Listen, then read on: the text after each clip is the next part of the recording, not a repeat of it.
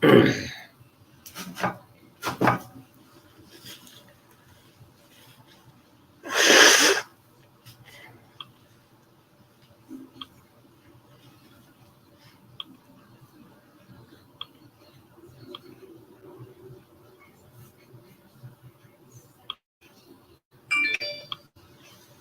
Click, where customers can buy.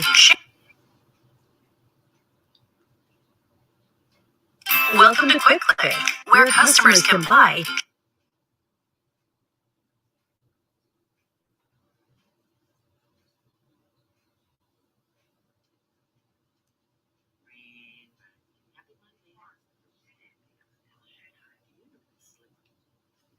Share and earn. Meet Sam. Sam owns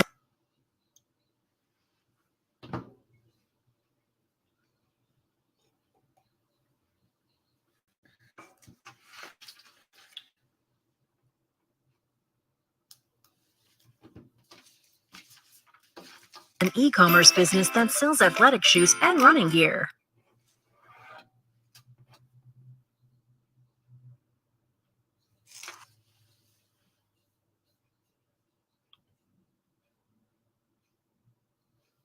Sam wants to increase her sales without increasing.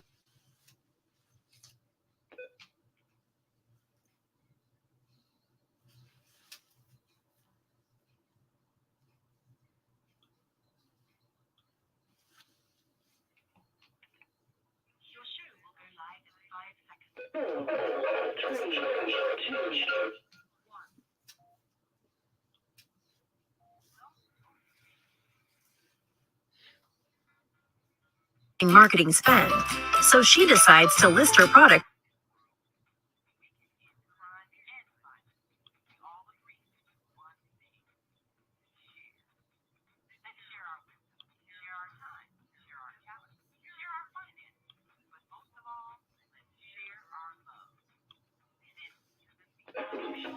Join me, Naima Latif, every morning at 7 a.m. to 9 a.m. Central Standard Time as we bring you stimulating discussions about the issues affecting our lives.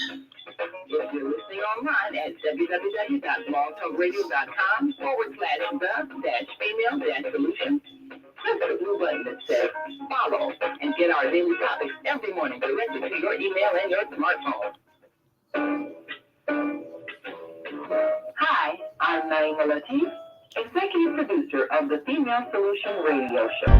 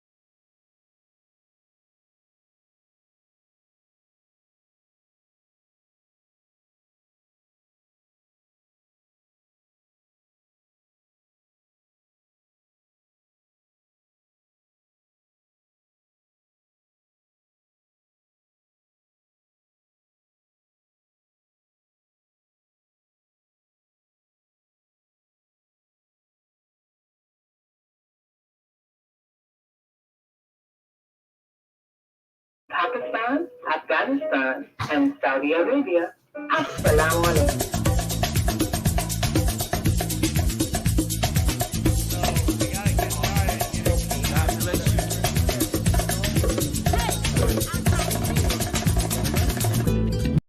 I struggle to get out.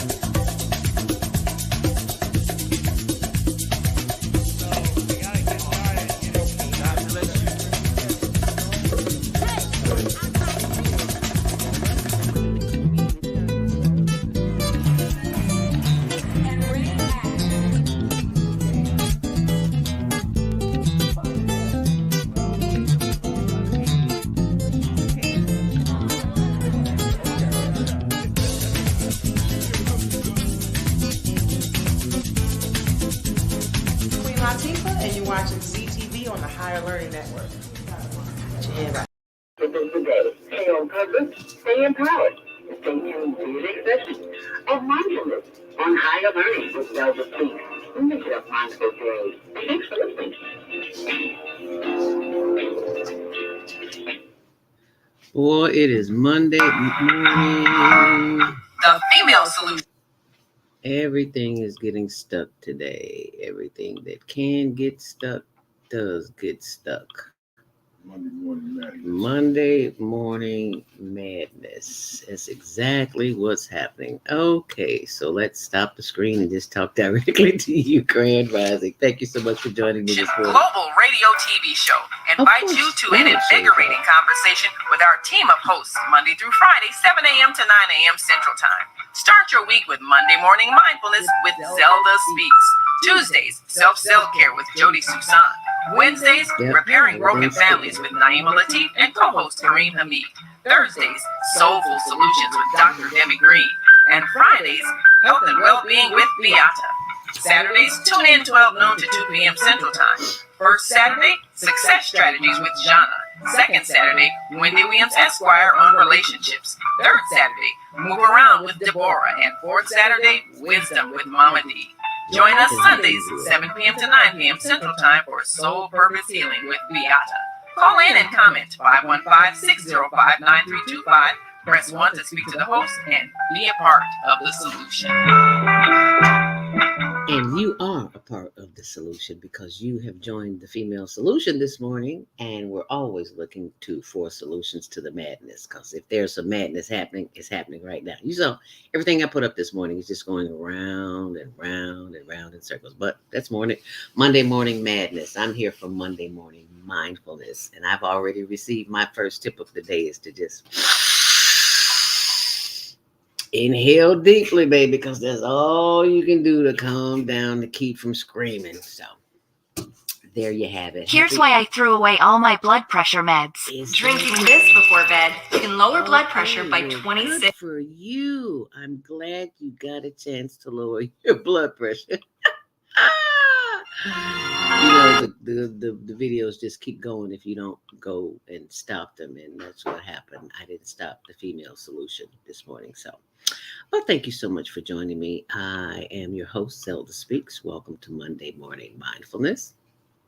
And today we will be joined by community activist Lionel Abdul Haqq of Community Cultivations, and we will be discussing the movie. It's a movie review, but boy, it's a whole lot more than that, of the movie The Gladiator. And as I was watching the movie with Russell Crowe, I could only watch like the first few minutes. It was just a little bit too much violence for me. So for those of you who were able to get through it, then you can be able to appreciate it. I saw enough. It's like I have nightmares at night, so I can't watch violent movies and expect to sleep. Well, it just don't happen like that. Anyway, just thought I'd share that with you. Happy birthday, born day. If today is your birthday, it is Monday, the first Monday in the month of October. And you know what that means? Lionel Abdul Haqq is here, first Monday of every month. And if you're celebrating a birthday, we're celebrating it with you. So happy birthday, born day to you and yours. And as you know, last week I celebrated the celebration of life for my BFF of 60 plus years, Deborah Smith. Back in the day, we knew it was Deborah Wright, but Deborah Smith. And she was married a couple of times. And her birthday, even though she passed September 17th, her birthday is tomorrow, October 4th. So happy birthday, born day. You're not here with us to celebrate in the flesh, but we always know you're here with us in the spirit. So thank us to the ancestors for welcoming her to the new world. Remember last week, stories from the other side? We talked to them. Call us crazy if you want to, but just be sure and call us for dinner time. Okay. All right. Just thought I'd share that with you. Oh, Lord have mercy. Please let us keep in prayer the families affected by Hurricane There's two of them, one in Florida, Hurricane Ian, and in Puerto Rico, Lord have mercy, Hurricane Phil. Let us keep those people in prayer because we are one of the same. If it affects them over there, it affects us over here in more ways than one. And I was watching the news this morning how Biden has allocated $60 million for Puerto Rico to rebuild their infrastructure. Well, they should have did that the first time. I'm just saying. Anyway, let us keep those people in prayer. If you're listening online, thank you so much.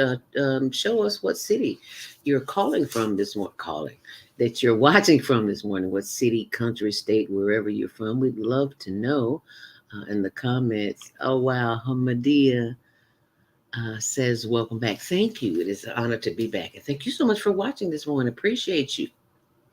We appreciate all of you. And we appreciate the fact that if you'd like to come in after the 7:30 break, you can do so by calling 515-605-9325. Excuse me. And if you're already on the computer, you already know we're on Facebook and YouTube, Higher Learning TV Show. And also be sure and check out my YouTube page, Zelda Speaks, or Zelda Speaks Mindfulness.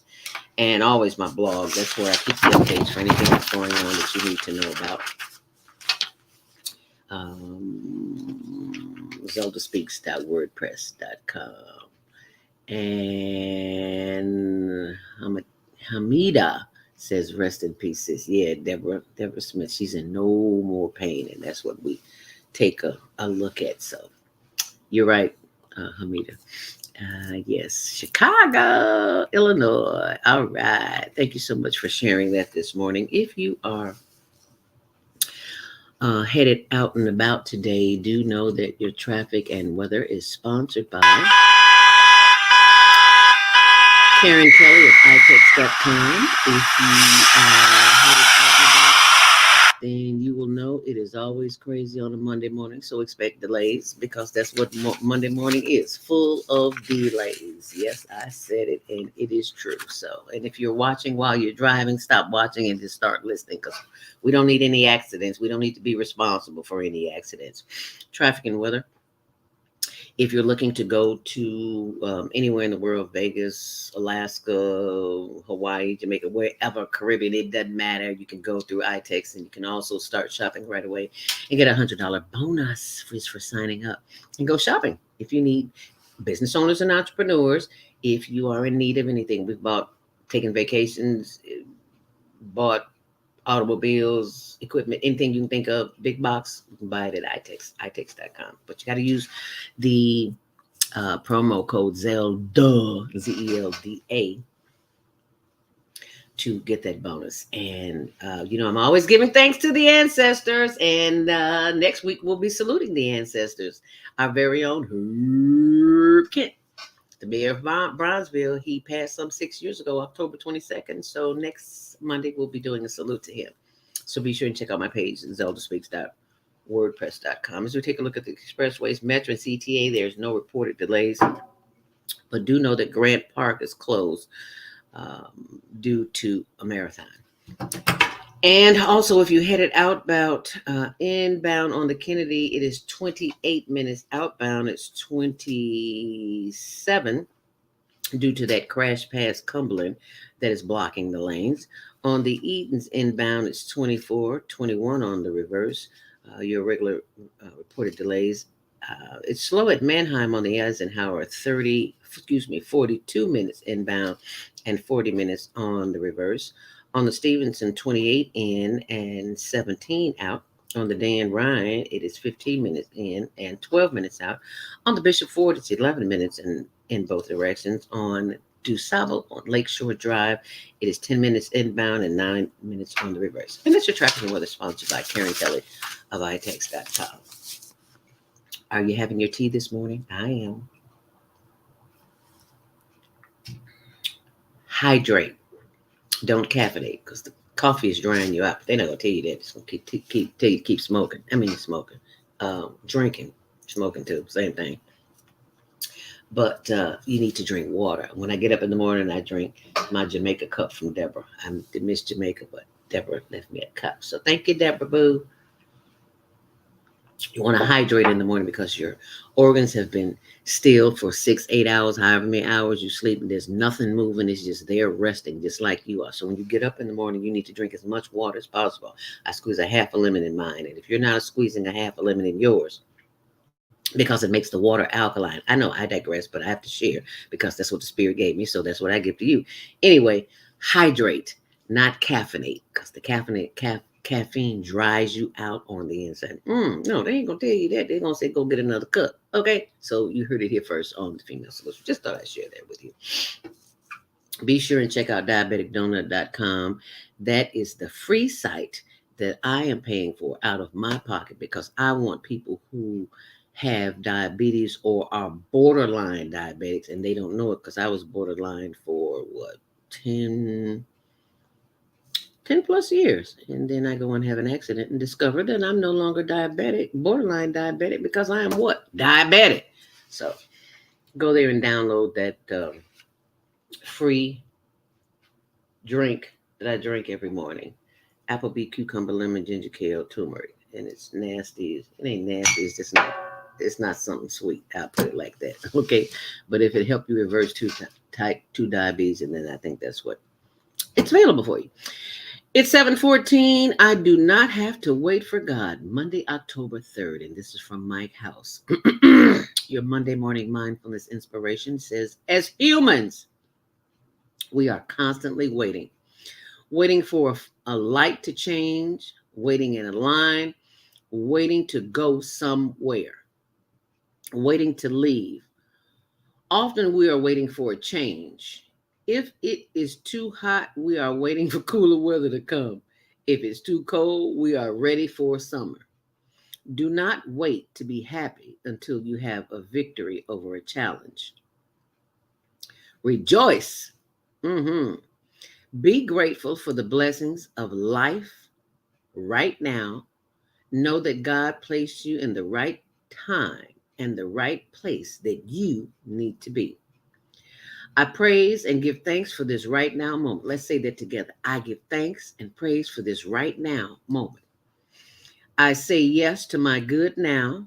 I say yes to my good now, knowing that I am deserving and worthy of every good thing Spirit has to offer. Say it like you mean it. Let's say that again. I am deserving and worthy of every good thing Spirit has to offer. So you say it out loud, because words have wings. I am blessed every day, always. I do not have to wait for God.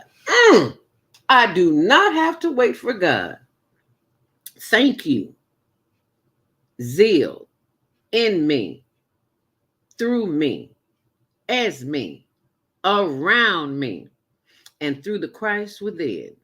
And so it is. All right, now you go ahead on with your bad self.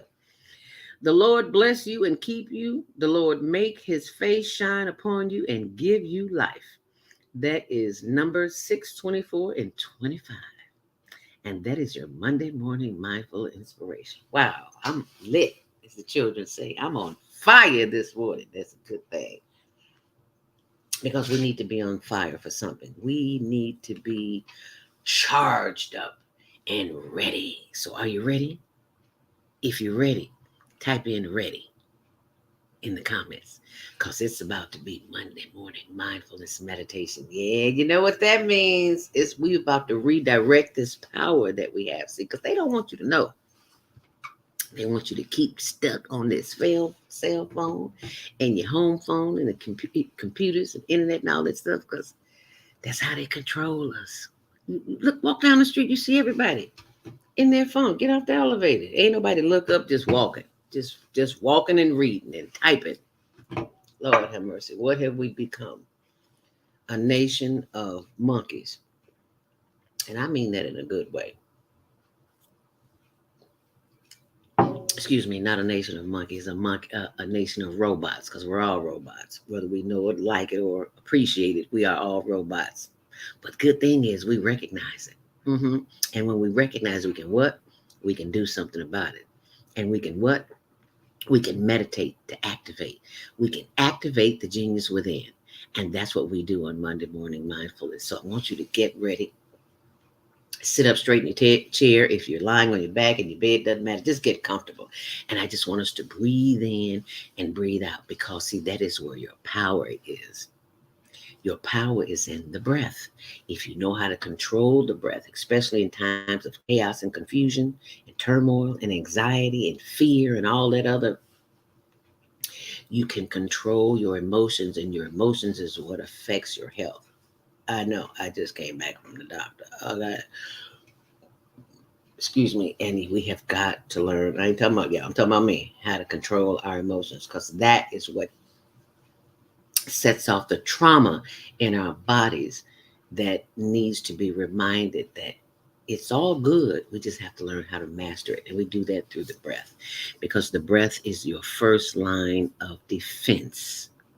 Just like your skin is your first line of defense to keep your immune system healthy, your sanity is what will keep you conscious. If you are conscious and you can remember to do conscious thinking, you'll be just fine. So let us begin. As we sit up straight, feet flat on the floor, nothing in your hands and nothing in your back, and just give thanks. I am so grateful. I can move this body this morning. I can move on my own. I don't need any help rolling over in the bed. I just move my body from side to side as I breathe in. Hold it. Don't be looking at me. Breathe. And exhale and turn to the side. I got a high back chair so I can always move. You want to squeeze like you squeeze the laundry. I know y'all don't know about that. You throw everything in the machine. Back in the day, you had to squeeze towels and clothes with your hands. So that's what we're doing with our inner organs this morning. When you turn around and squeeze, you just like giving them a little flush this morning, giving them something to do. Keep them working, keep them busy in there so you can keep doing what you're doing and not even know that there's a problem in your body until you feel pain. Because, you know, pain's a great reminder that something is off balance. So don't go pop a pill, because pain is the body's message of telling you something's a little off balance. So you need to figure out what that is. If you can't figure it out, go to the doctor. They'll help you. I'm sure they'll give you some pills too, but you can figure it out. Get your blood test. All right. Turn to the right. Oh, feel that stretch. Yes, that stretch feels good, don't it? All right, bring them arms in the air. Wave them like you just don't care. And stretch and stretch and stretch and stretch and stretch. Inhale deeply. Hold it. And exhale. And you don't have to keep up with me. Just breathe. Just close your eyes. You should not be looking at me but the inside of your eyelids. Inhale deeply. Hold it. And exhale. And as you breathe in and breathe out on your own, focus on your chest, because when you inhale, you want that chest to expand. Excuse me. And when you exhale, you want the chest to come back down. Yeah. That way you'll know you're taking a deep enough breath, because as you're breathing in and you're breathing out, you're sending healing messages to each and every organ in the body. So let's give thanks to each and every organ in the body, beginning with the brain. Inhale deeply. I give thanks for this great big old forehead in the brain that is enclosed inside, because it gives me divine directions as I inhale deeply. Sending love and light to the top of the head on down through the face and the forehead and the chin and down through the face and the shoulders as we relax the shoulders and rotate the shoulders as we inhale deeply. And as we exhale, reverse the shoulders. Inhale deeply. Bring the power of the breath down through the chest, the solar plexus, and the sides as we do the higher learning hip roll as we inhale deeply. Bringing the power of the breath down through the back and the buttocks and the hips and the thighs. Oh, yes, and those knees. Feel free to rub those knees, because, honey, one day, if not now, they will tell you that they could use a little loving. So you just rub on them and love on them. Any part of your body that hurts, just rub on it and love on it. Talk to it. That's what Granny used to do. That's what I do, and baby, it works. Works if you work it. Inhale deeply. Just continue to breathe in and breathe out, sending more love, light, and energy down through the legs and the ankles and the arches and the insteps and the toes. Yes, wiggle those toes, bringing that energy of love, light, and energy back up through the toes, the feet, the ankles, the arches, the insteps. the legs and the knees. Inhale deeply. Continue to breathe in and breathe out. Now, your mind is probably wandering on your to-do list and all the things you got to do, but that's okay. You simply breathe in and remind your body that you are in control as you send love, light, and energy back up through the thighs and the hips and the buttocks and the back as you breathe in. Hold it. And as you breathe out, sending more love and light and energy back up through the solar plexus and the arms as we stretch and give thanks as we move from side to side as we breathe in. And as we breathe out, we give thanks. We give thanks that we are one with the one. As your eyes are still closed and you're breathing in and breathing out, we give thanks. And knowing that your mind is wandering somewhere off on your to-do list and the things you have to do for the day and the children and the family and for everybody else, you simply stop, close your eyes, take a long, deep breath, and inhale.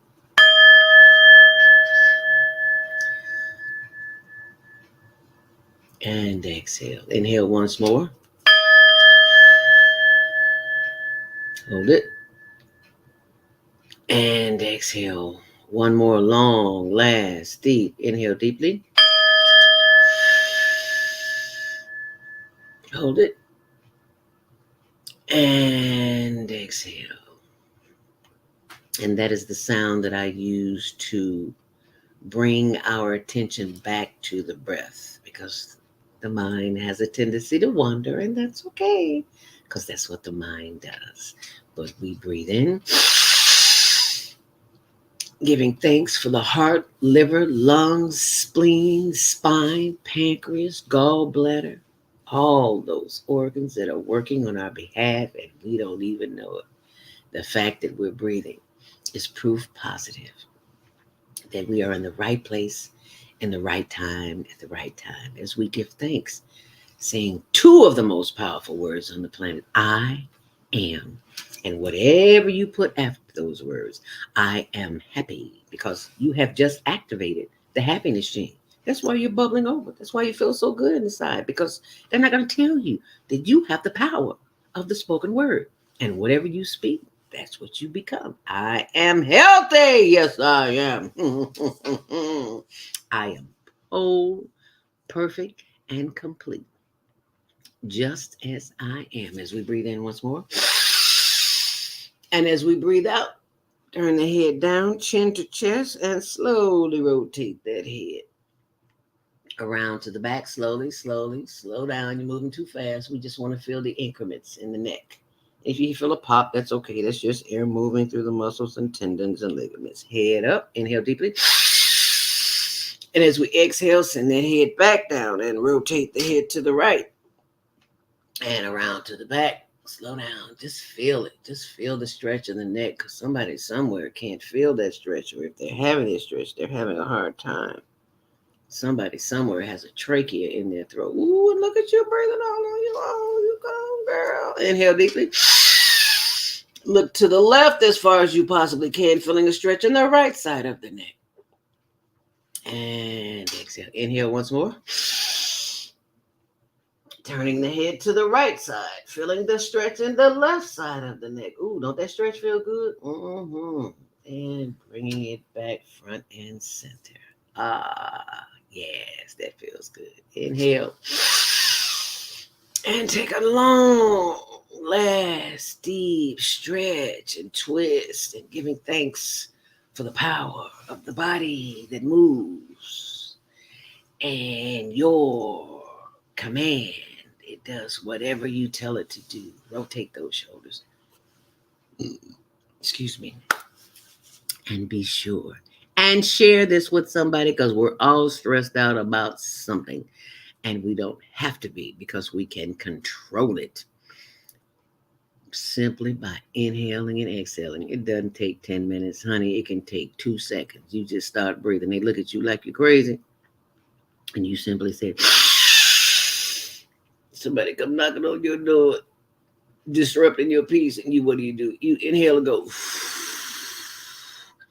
And it helps if you got a little garlic, a little onion. Forgot to brush your teeth. Got a little stank on your breath. Oh, yeah, they'll back up. I promise you. And that, my friend, is Monday morning mindfulness meditation. I hope you've enjoyed it. And I hope you will share it with someone. And you can see that on my YouTube page. Zelda Speaks or Zelda Speaks to Me. I got two. And it's also on the Higher Learning Network YouTube page. So be sure and check it out. Oh, set those DVRs for Tuesdays at 6, Wednesdays at 1 on Channel 19, 24/7 on the World Wide Web on our YouTube page. And if you enjoyed Monday morning mindfulness meditation, please type in and let us know what you enjoyed about the breathing, the stretching, the thanking our toes and ligaments and things like that. Because that's important. We have to remind our bodies sometimes that we appreciate them, especially when they don't want to work. Like when this knee is calling me, Zelda, pay attention to me. Okay, girl, I got you. I'm paying attention. I'm rubbing you down and I'm getting off of you. How about that? Okay, then I'm going to put it up on some, put some ice on it and put it up on. I have a skater's knee. And that's a whole nother show. Anyway, I digress. It's 7:29. Thank you so much for joining me. And we're about to go to our first commercial break. And what I want you to do is share this video because somebody somewhere is in need of hearing what has to be said this morning. And you may not even know who that is. You may never know it. But the fact is that you are part of this experience this morning and you can share it with someone. So share it. And when I come back, we will have Lionel Abdul Haqq of Community Cultivations, and he will be joining us. So thank you and continue to listen. Crime in Chicago continues to increase. Oh, here we go again. See, it's acting goofy again. But, you know, we expect that. It's Monday. What can I say? But you know he's running for mayor. Oh, and the fact that I didn't play that this morning. Did I? I don't even remember. Here we go. Is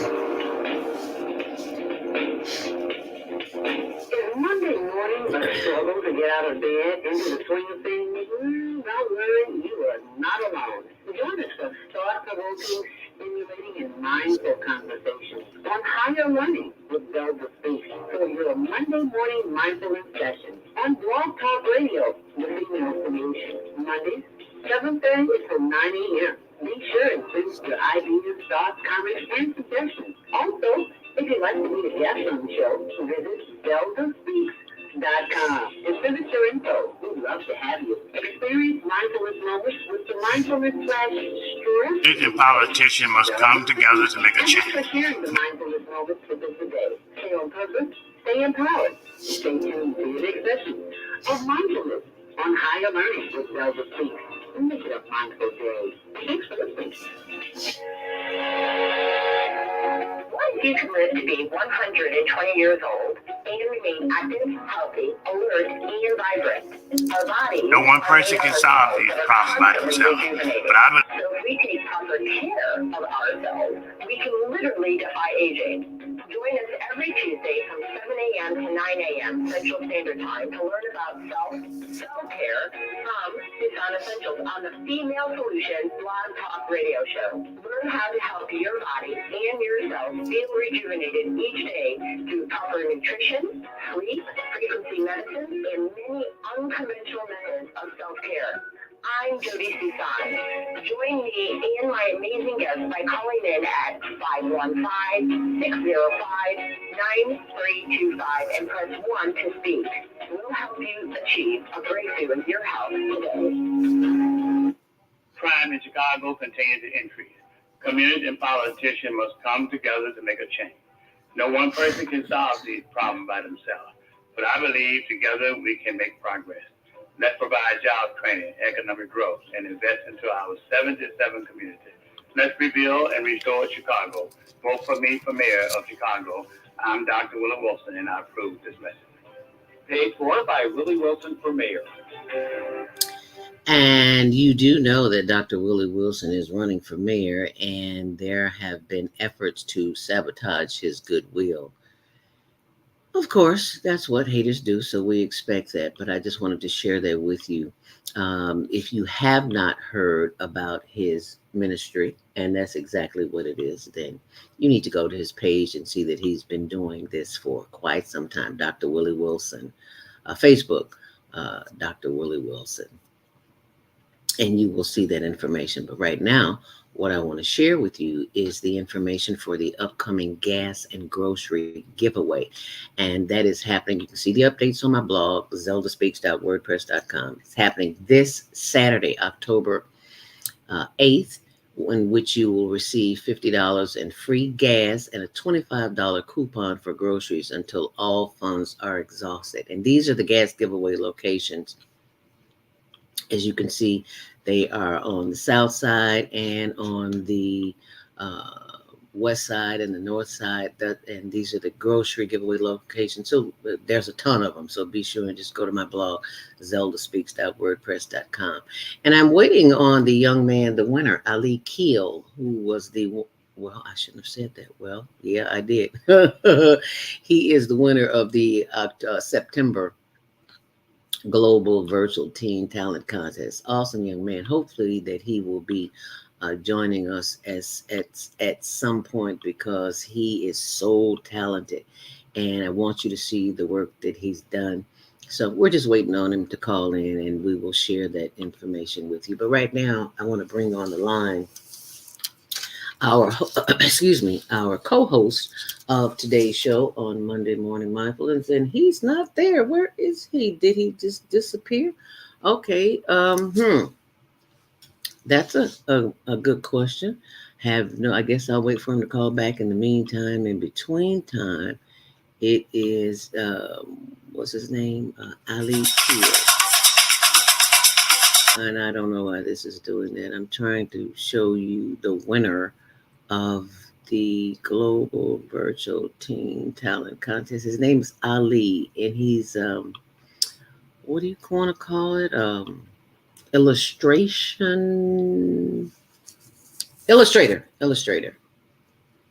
and he does wonderful art, and it is not pulling up. It's Monday. Everything that can go wrong will go wrong. And you see, that's why I did my breathing exercises, right? And I don't know where he is this morning. Can we let that play? Let me see if I can pull that up. And everything that can go wrong is going wrong, y'all. Trust me.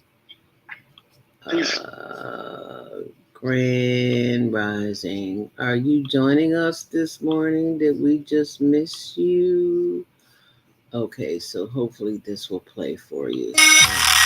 My major is illustration, and I love art, comics, manga, and K-pop all the time. My goal in the future is to become a comic artist, which has been my whole dream as a kid, essentially. And some of my art includes character designs mostly. Why is it not? Characters of all races. And let me see if I can pull this up. There he is. Ali Keel. He's a young man from Atlanta. He's the winner of the September contest. And why is this not pulling up? Yo, you all see what I go through on Monday morning. It's just craziness. Anything you want to happen, and you're trying to do something constructive for people, this is what happens. Third girl, I believe, is when I started with dragons. Oh, there he is. And then it just keeps hanging. But that is the young man. He is the winner of the September Global Virtual Teen Talent Contest. If it ever quits going around in circles, I'll let you see it, because his work is awesome. And I worked with. And he works with everybody. Okay, Ali, let me see if I can speak. I want you to see his work. The boy is beyond. He is some kind of special. I'm just trying to pull this up here so you can see his work. No, that's not it. Come on, Ali. We want to see your work because it's dynamite. I want the people to see it. I can't get it to move here this morning. Okay, well, while I'm working on that, I'm going to bring in, I see he's on the switchboard, Lionel Abdul Haqq of Community Cultivations, so we can get this party started this morning talking about the Gladiator with Russell Crowe. I'm looking at this movie and I'm thinking slavery is still here, honey. It is alive and well. It never went in the Roman Empire days. Okay, I digress. But anyway, let's go to the phone lines and bring in Lionel Abdul Haqq, my co-host for today. And we're discussing the movie Russell Crowe, the Gladiator movie review. Thank you so much for joining us this morning, Lionel Abdul Haqq of Community Cultivations, Grand Rising. And thank you for joining us. Oh, thank you. Peace be with you. Halo to all of your listeners. And this is an issue that I'm pretty concerned about. I'm sorry, can you repeat that? This is an issue I'm pretty concerned about. It affects me personally. And I think it affects a lot of us in the context of the abuse of power that comes as a result of people coming in leadership who really don't deserve that authority. Ooh. Authority that has been handed down as a result of just you being a relative of somebody who had the power before you and is being passed on because you was a son or daughter. Kind of like the monarchy that because you are a member of the family, the authority passes on to you. Kind of like the Daily Machine here in Chicago, huh? Yeah. It's not just the Daily, but the whole concept from Rome, from ancient Greece right on up to today, European cultures have passed on a lot of the same ideas, traditions, and governing dynamics. And that's the reason why the rise and fall of nations continues to follow those same patterns. And a lot of that has to do with the concept that you could pass on power, authority, power from to your children and your children's children, and keep it going in the family, just because for generations. For generations. In reality, but they claim that the bloodline is somehow connected to some divine authority, and therefore they deserve to have the positions of power passed on in the family. Yeah. When Elijah Muhammad passed, the former leader of the Nation of Islam, who built the Nation of Islam fundamentally on his own, following the guidance of his teacher. When he passed away, he never wanted to be Muhammad, who was one of my mentors and teachers, became the leader. But it wasn't because he was his son. It wasn't because he was the son of Elijah Muhammad.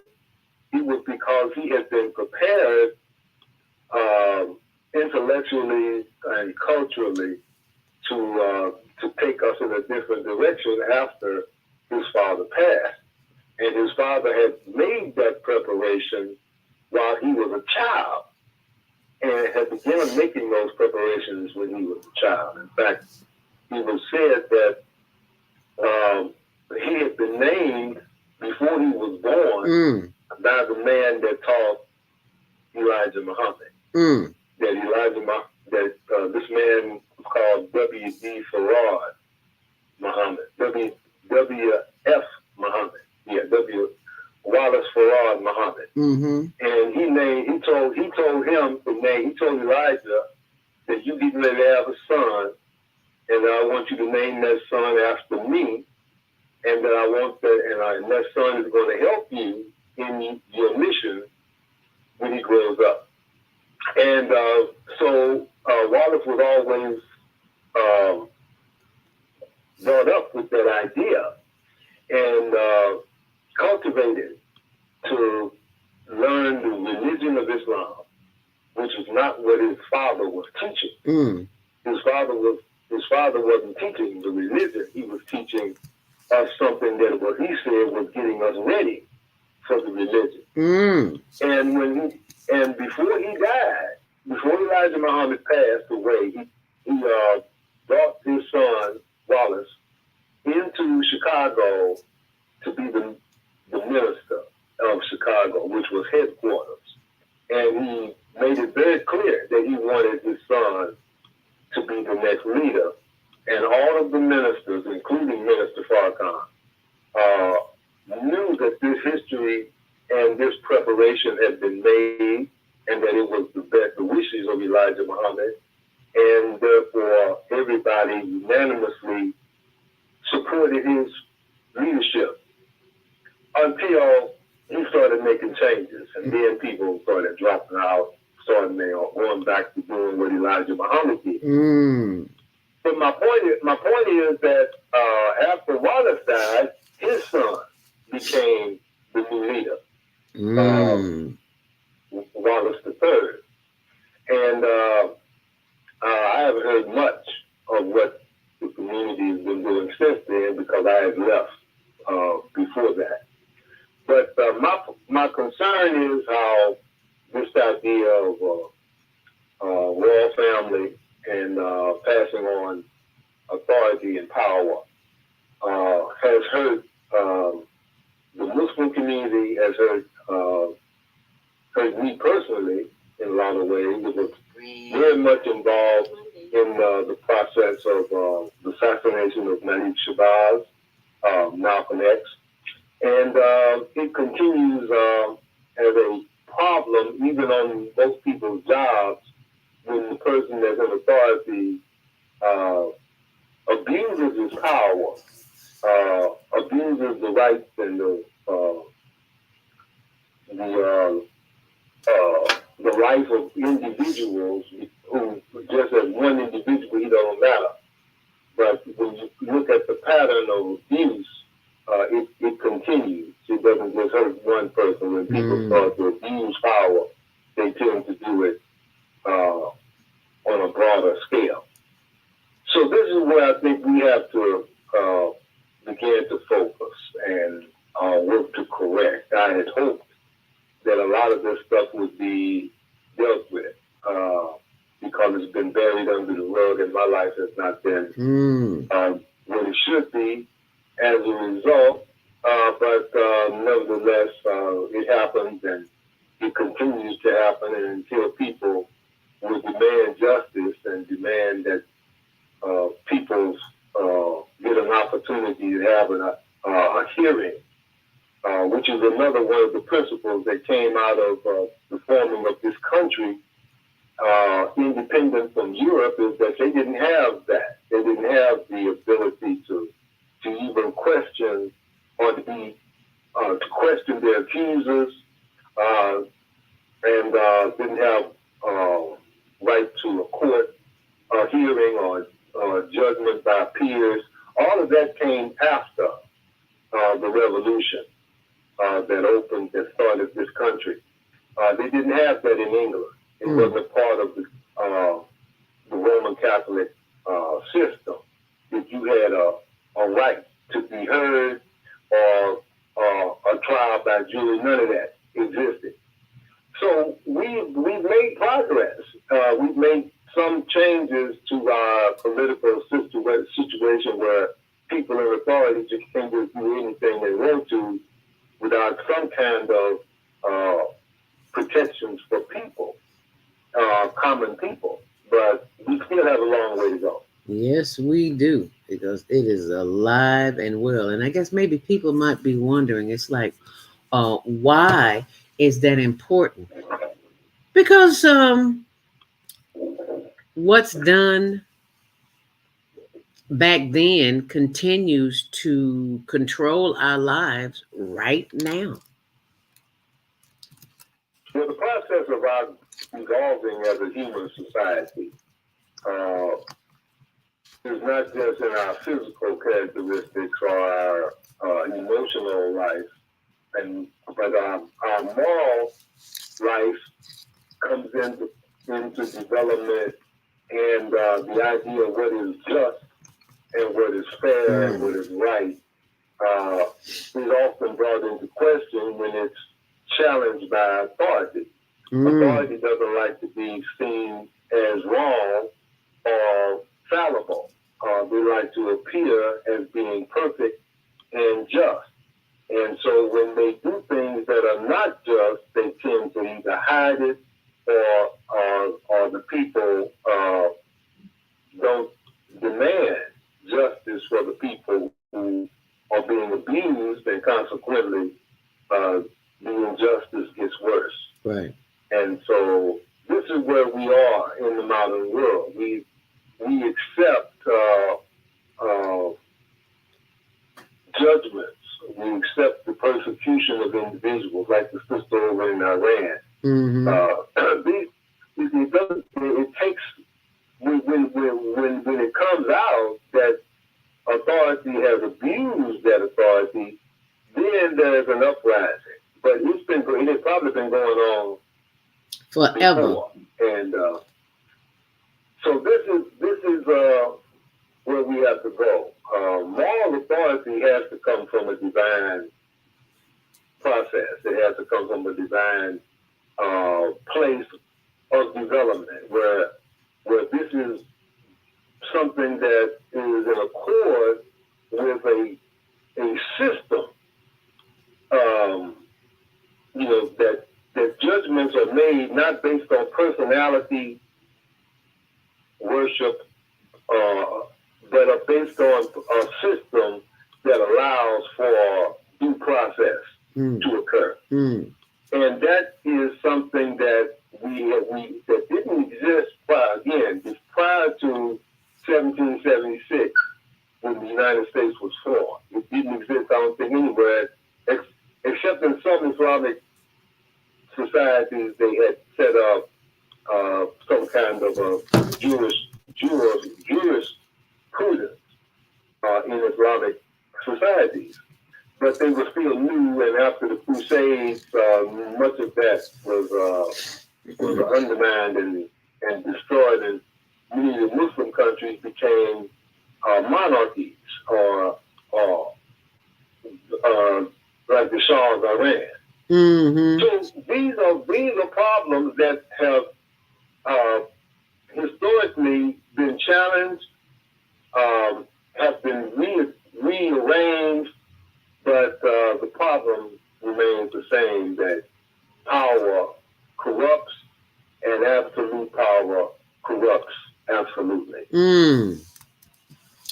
It corrupts the mind, the body, and the spirit, and you will find yourself doing things that you may have not usually done, and make you question your own morality. Because if the things that you are doing, as you say all the time, are not good, are not for the benefit of the community, then why are you doing it? And what difference does it make? And that go ahead.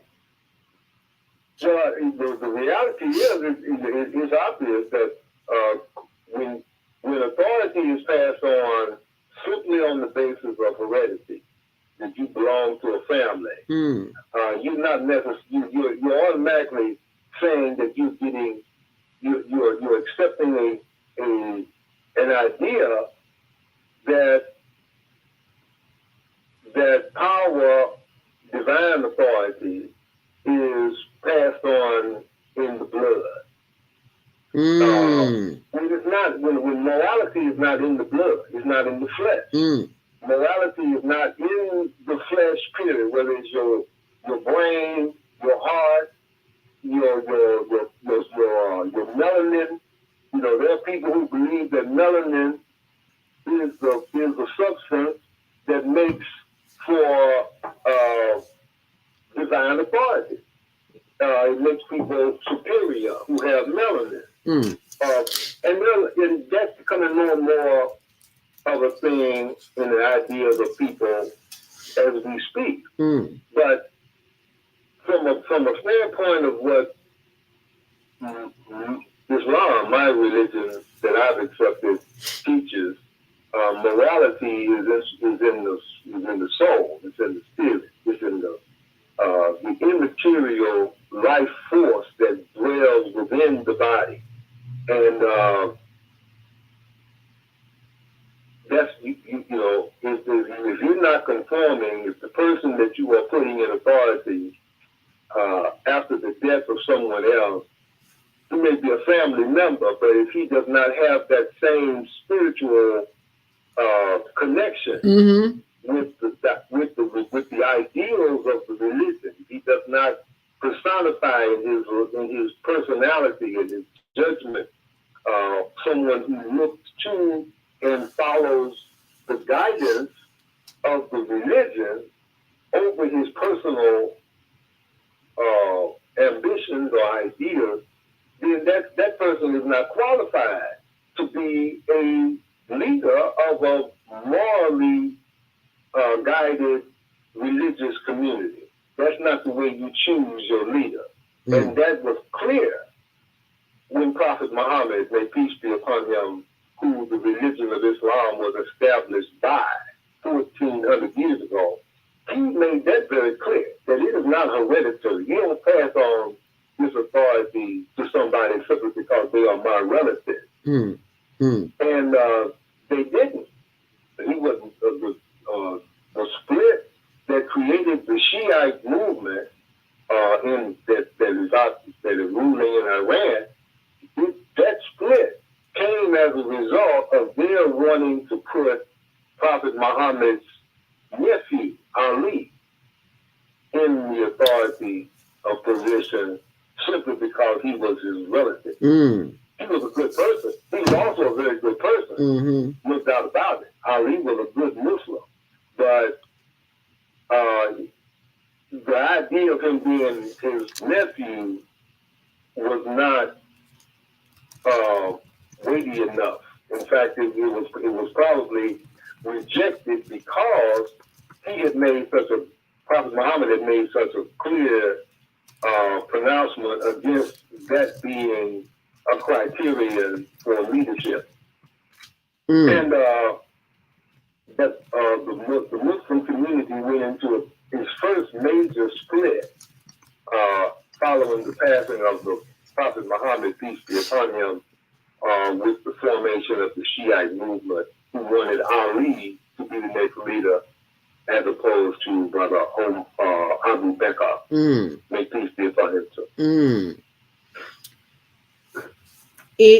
And there is an abuse of power, not only in the community. Lionel Abdul Haqq, if you just joined in, that is the voice of Community Cultivations activist Lionel Abdul Haqq. If you are experiencing that in your life, world affairs, let us know what city or state or country that you are in and experiencing that, and you can post that on our social media page. You can in the comments section here on YouTube, Higher Learning TV Show, and Facebook, Higher Learning TV Show. So I pose that question to our audience: an abuse of power. Who do you know that has power and is abusing it? Vieta Robinson from Florida, thank you so much for showing up this morning. It's good to know that Hurricane Ian has not taken you away, and others in Florida. Vieta says, Grand Rising, Queen Ann Abdul, love the show. Thank you so much, Vieta, for joining us this morning. And if you didn't tune in last night, Soul Purpose Healing, you got to see it. You see how her name is spelled there. Just go to Soul Purpose Healing with Vieta, and also it's on in the archives in the Blog Talk page. blogtalkradio.com comes on Sunday night, 7 till 9 p.m. and you'll hear the show Soul Purpose Hearing. There's a whole lot going on, folks, that y'all don't have a clue about. But you do now because you're with the Female Solution. And it is 7:57. You got any questions or comments? We'd love to have them. Oh, there is a call here. 111-1111. We'll take your call this morning. Grand Rising. What's your name and where you calling from? Unmute. And I'm from Hi, who's this? Who is this? sunshine. Obadiah, the sun is shining, and it's another day. Hi, Obadiah. Thank you so much for calling in. And wonderful. Man, you know what I'm thinking about this whole thing? They say something about power corrupts and absolute power corrupts, something like that. It's normal for people who are in charge to always try to put people that they want over what they want. The problem with it is why do people follow along with it? It's like if you come out of a racism situation where you're in slavery, then why would you try to be like the oppressor? Lastly, I don't think anybody can lead anybody but you lead yourself. Whoever they put in charge. Can you imagine? They got Joe Biden in charge. What could he do for anybody? So if you don't have no consciousness and haven't dug deep within who you are, you're going to keep being misled. It's like the brother just said, Elijah Muhammad started a religion, he taught it different than what it really was being taught, but it caught on. And to this day, it's still following that same brainwashed religion, depending on what's brainwashed. But just to put solutions on it. You know, sometimes people take religion and use that as an excuse. The latest is, we're all just human beings. Drop religion. Why don't we just look at what we have in common? And stop acting like I'm this or I'm that, or I'm against you and I'm against that, and my God's better than yours and all this crazy. If we cut that out and start with this basic looking at each other and accepting each other for who we are, we may have a chance. But otherwise, the last I looked at shooting people in the head and doing all types of stuff, just check out the blogger. That don't show no love as far as I'm concerned, because in my lifetime, folks used to sit back on the porch and wave at strangers. You used to get on the train, you talk to strangers. Today, everybody got their ears plugged up, so who's talking to who? Yeah. And who's communicating with who? Yeah. So when you got that type of disconnected communication between society, look at what you have. Yeah. So-called black people that are successful and ain't going nowhere consciously at all. Is that success? Ooh. Wow. Makes you wonder, huh? But all I can say is this. Step outside, cut off all of your electronics, and see what's out there in nature and the universe and ask the creator that made you, what's my purpose? And live your life, man. Amen. From the time you wake up to the time you die, and if you do wake up, you're going to have a whole lot to do. I get up at 5:30 a.m. I probably sleep by 1 a.m. doing the job 24/24. How beautiful life it is. Love you all. All right. Thank you so much for calling, Obadiah from Chicago. Thank you so much for calling and sharing your comments this morning. If you'd like to call in, 515-605-9325. Press 1 to speak, and we would love to have you on the show this morning. My co-host is Lionel Abdul Haqq of Community Cultivations, and we're discussing abuse of power is really what it's all about. We talked about Russell Crowe in the movie review, The Gladiator. It was so violent, Lionel. I couldn't watch it all. I saw the first 15 minutes, and I'm like, I can't do this. Talking about an abuse of power. Anyway, 515-605-9325. Press 1 to speak. Stay close, and we'll be right back. So don't go anywhere. Hi, I'm Jody Tucson with Tucson Essentials. I started Tucson Essentials in 2015 because of a personal health journey.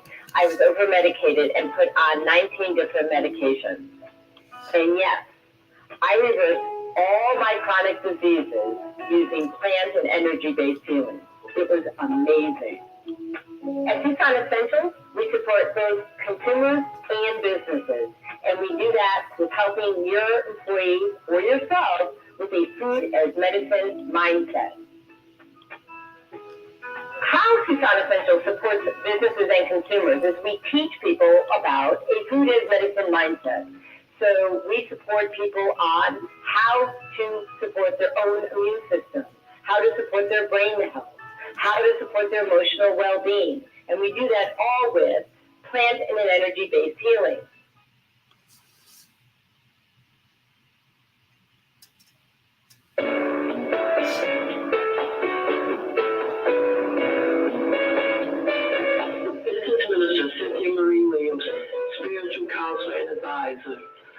invite you to a private reading in the areas of business, health, finances, relationships. My introductory cost of $20. Please call because there is a higher power that can help me help you. 312-802-4743. Peace and blessings to you all. Call me. 312-802-4743.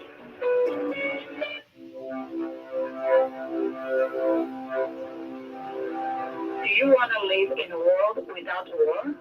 Join our global peace movement. Have we culture, world peace, restoration of life, transcend culture, religion, ideology, and other boundaries to achieve peaceful harmony in the global society. HWPL is committed to bringing world peace and cessation of war through peaceful dialogue between religious groups. I am Director Shinsu Kim of HWPL Chicago branch of North America. Join us for our next gathering. Call 773-580-1501 and be a part of the movement for world peace. Email us at chicagohwpl@gmail.com.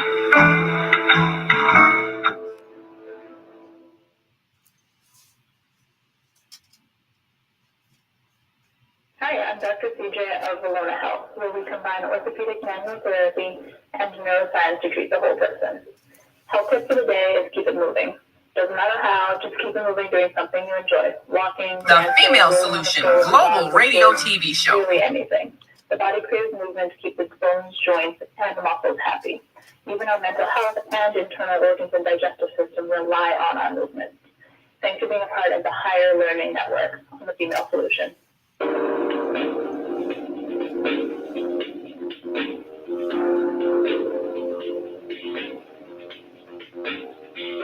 Grand Rising. And thank you for joining us back here on The Female Solution. I'm your host, Zelda Speaks, and I'm joined by our monthly contributor, Lionel Abdul Haqq of Community Cultivations. And today is a very interesting subject. It is Monday, October 3rd, the first Monday of the month. If you're celebrating a birthday this month, we're celebrating with you. Happy Earth Day, birthday, born day.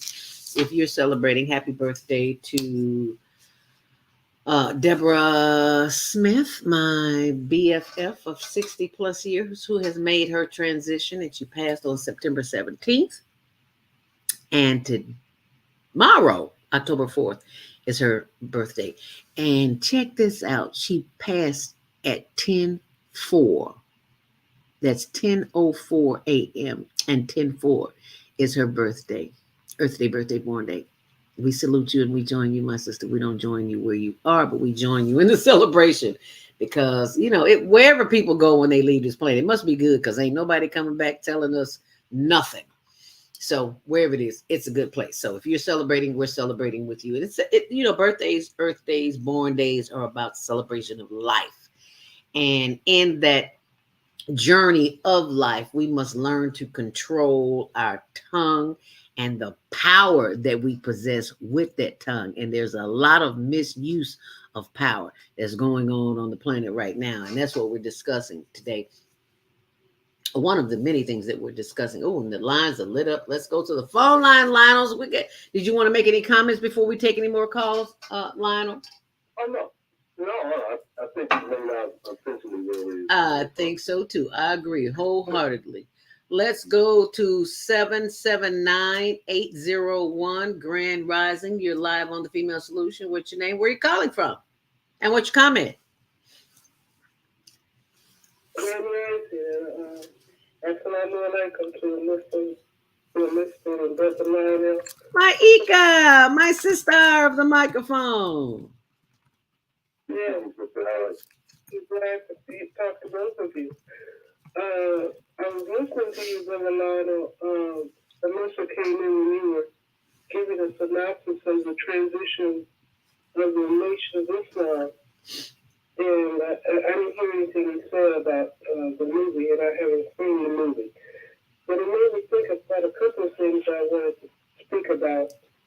I had an opportunity to to be a part, to study with Rafi Muhammad at one point and work under his leadership, and also to just study the leadership of the Honorable Louis Farrakhan.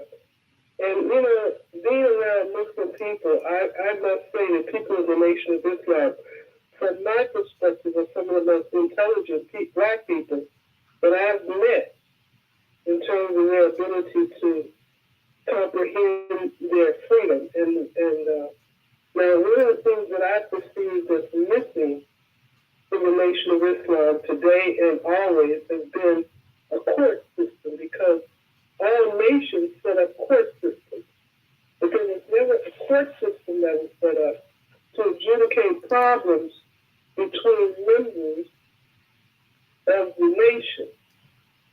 And I think that becomes a way that injustice seeps into and power becomes corrupt, because there has to be a way that people can resolve their problems. Now, even in the homes, what I found in the homes today, and among individual people, is that there is no way to resolve conflict. Like my husband, the late James Luther Bevel, used to say, he said, Naika, you know, I presented him some food. He said, Naika, you know, no matter how good the food looks, how good it smells, how delectable it tastes, he said, you still have to have a strategy for poop. He said, for poop? For shit. Okay. And he said the same is true for people. No matter how much you might like somebody, no matter how much they've been good to you, how well you communicate, you still have to have a strategy for conflict. And so what I don't find is the strategy for conflict. What I find is just shut down. They just shut down and stop talking. There's no resolution started. And just all hell breaks loose as a result of that, because people are connected to people, especially in families. And that strategy for conflict is very important. We don't speak. The thing I see more than is negative attitudes being projected. People just get negative attitudes and go into their little closet. And they don't play in the closet. They just stay in the closet. And they never come out and resolve anything or even speak. And then they'll talk to other people, and other people will take sides. And, you know, now you have cliques to develop and what have you within a family or within a community. And things never go forward. And that to me is a big problem. I remember growing up, my mother and father would fight, and sometimes they would fight physically. But I never heard my mother and father say, I'm not going to talk to you no more. They never said that. I mean, they were going to blows, but they would come back and they get back on track, knowing that their responsibility was in the raising of my brother and myself. And that was it. Then sometimes they get back into another issue, debate or conflict, and they bring up what happened before. But again, they never shut down their communications or anything like that. So I've always wanted to see, I became a peace advocate early in life, because I always wanted to help my parents to come to peace, but they were both leaders. They were leaders, these and that. They were both leaders. They were very peaceful, loving people, but when they got to it was like a cat and a dog. And so I always wanted to learn how to resolve peace so I could bring them to peace. And so I learned to listen. I developed really listening skills. So then I said, okay, if you can listen, you can resolve conflict. Then I realized that it takes two people to resolve it. It really takes three. Two people to agree to resolve conflict. And I think it's important that we understand that there are procedures that are established. In fact, the religion of Islam, as it was established by Prophet Muhammad, peace be upon him, 1,400 years ago, did establish the whole concept of jurisprudence. It's called fiqh in the religion. That established rules and procedures for adjudicating differences of perspectives and personal issues, and they just haven't been followed. The laws and the rules that were established through the Prophet Muhammad, peace be upon him, were fundamentally the same ones that were incorporated when the United States was formed. The ideas that were incorporated in the American Constitution about the rights of the individual. Every individual has rights. That didn't exist before Prophet Muhammad and the religion of Islam came on the scene. It did not exist. And when America broke off and decided to form its own country, its own legal system, it was the religion of Islam that they borrowed from in terms of establishing these ideas of freedom and justice for all. That didn't exist in Europe. That didn't exist in the Roman Catholic Church. It was not there. And so where they got it from, the only place where it existed in reality was in the Islamic society that was just, that had been 700 years in the development, with 400 years of it being fighting the Christians in the Crusades that destroyed the community. But the principles, the ideas that Prophet Muhammad established were established immediately upon his becoming a leader of a state.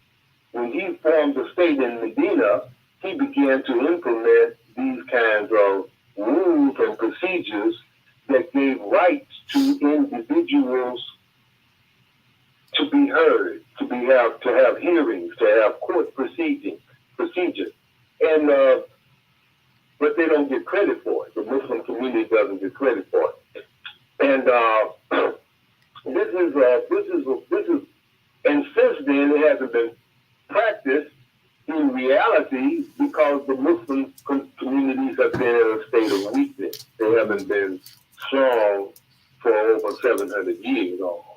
So this is something that has to be brought back. The people have to willfully want to have this process established and insist on it before it becomes a reality, because it will, power will concede nothing without demand.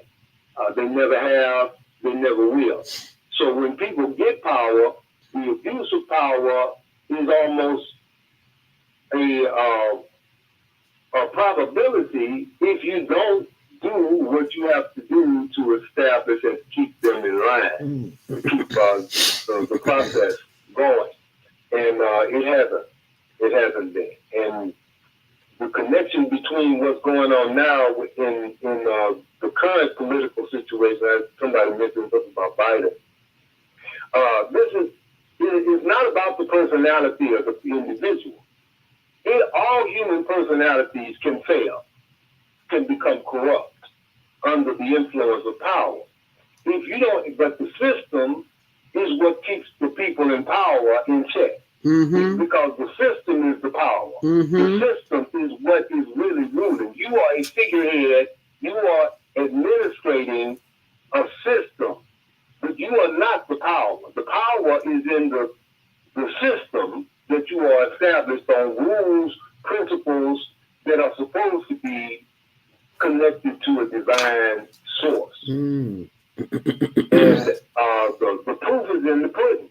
Once you actually put these systems in place, if justice does not seem plausible, if it doesn't seem credible that you're going to get justice from this system, then it's a sham. It's not, it's not even. It's just a figures in place, but you're not really administering the ideal of the system. So this is what has to be done. We have to recognize that it's not personality. It's not about individuals. It's about having a system in place that at least gives a process whereby people can address their grievances and have them adjudicated publicly, where people can see what the issues are and the judgments that are made. Mm. And judgments are always being made. But that has not been put in place. But the nation of Islam, the nation of Islam is not even Islam. It's not following the ideals that were established by Prophet Muhammad. Prophet Muhammad, peace be upon him, 1,400 years ago, established this religion. And it wasn't that Allah was a man. It wasn't that there was no hierarchy or passing on power to another member of your family just because they're a member of your family. That is not what Islam teaches. That is not what Islam does. Islam and the nation of Islam's teachings about Farad Muhammad being Allah in the person, about Elijah Muhammad being the messenger of Allah because Farad Muhammad taught him, that's not consistent with what Islam is anywhere in the world. No place else in the world do they teach that, except the nation of Islam in America. And therefore, because it is such a deviation from what was established, I don't call it Islam. What Minister Farrakhan is doing is not representative of the religion of Islam. Period. Mm. But I don't have another name for it other than the nation of Islam. Well, that's the name that they gave it, but just because somebody calls themselves, just because someone uses a name doesn't mean that they are credible to use it. And people who know the difference should have the courage. And that's the biggest problem with abuse of power. People don't have the courage to say what is true. They know that they might be persecuted. They might even be killed for saying it. Mm-hmm. But the truth is the right. And if you really believe in Allah, if you really believe in God, then God wants you to speak the truth like he told Jesus.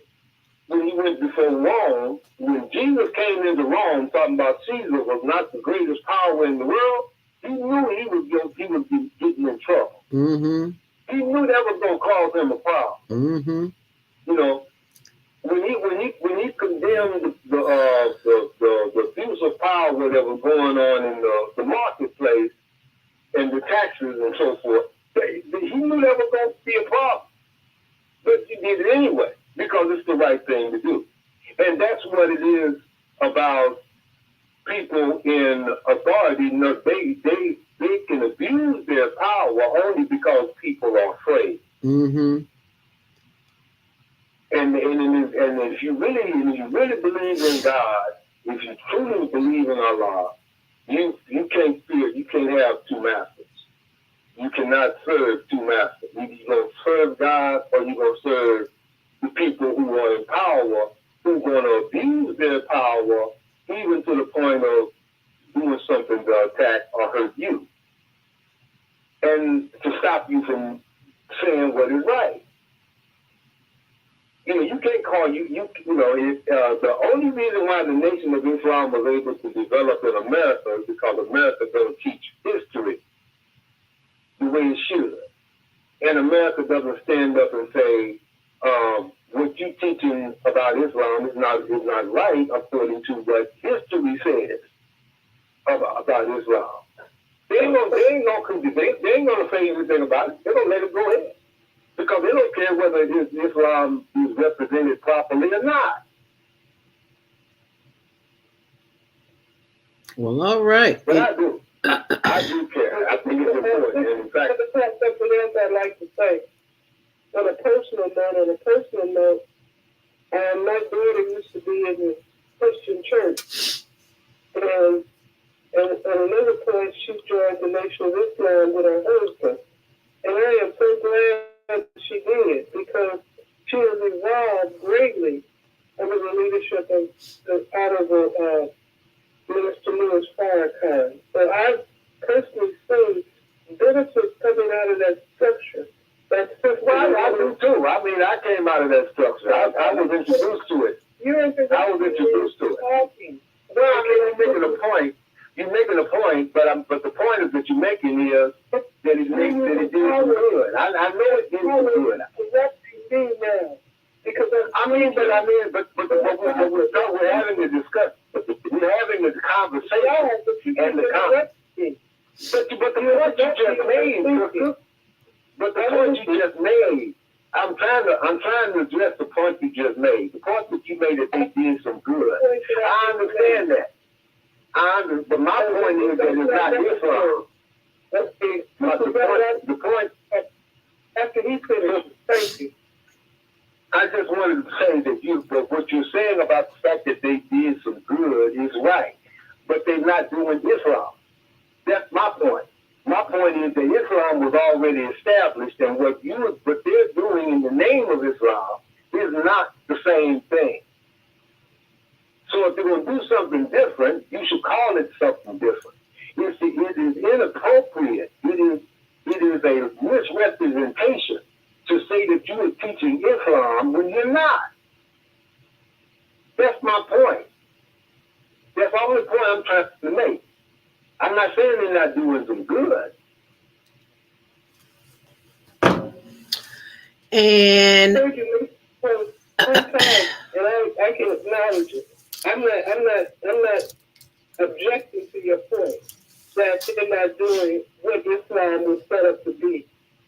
That's clear. I'm very clear about that. I'm going beyond that, however, because I can't speak to that. I'm not a member of the Nation of Islam. But you can see the history, but the history is clear. It's not that it's different. It's not that complicated. If you know the history started 1,400 years ago, and it's not the same thing that is being taught today in the Nation of Islam, then you know that they lie. They're obviously not telling the truth. It's not the same thing. So you can't change. Because when you should become a member of the Nation of Islam, they also say that Elijah Muhammad is still alive. Well, I can't support that. So there are things that I don't agree with also.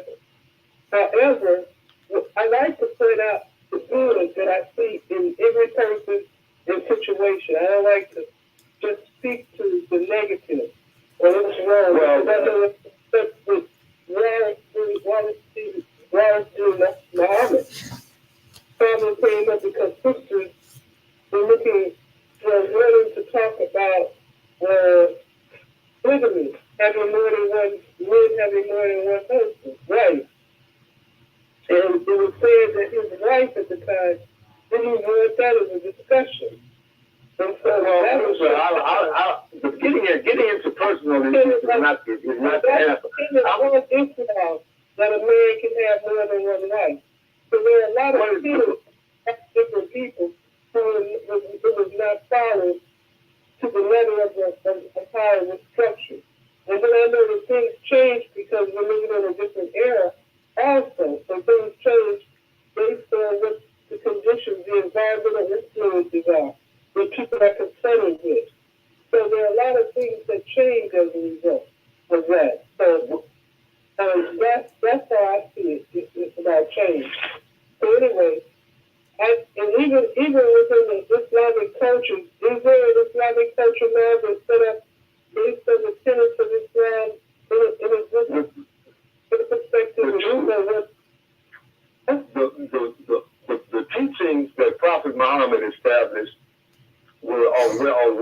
documented, he established a state before he died.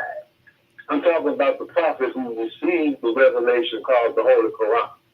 He received it over a period of 23 years, a little at a time, and before he died, it was complete, and he had established Islamic laws, he had established an Islamic state, a government, and people ain't following it. They ain't following it. And in the world today, no people are following that. Okay, so no. So there are some law in the East are people following in the Islamic state and set up by Prophet Muhammad. It's not entirely. Not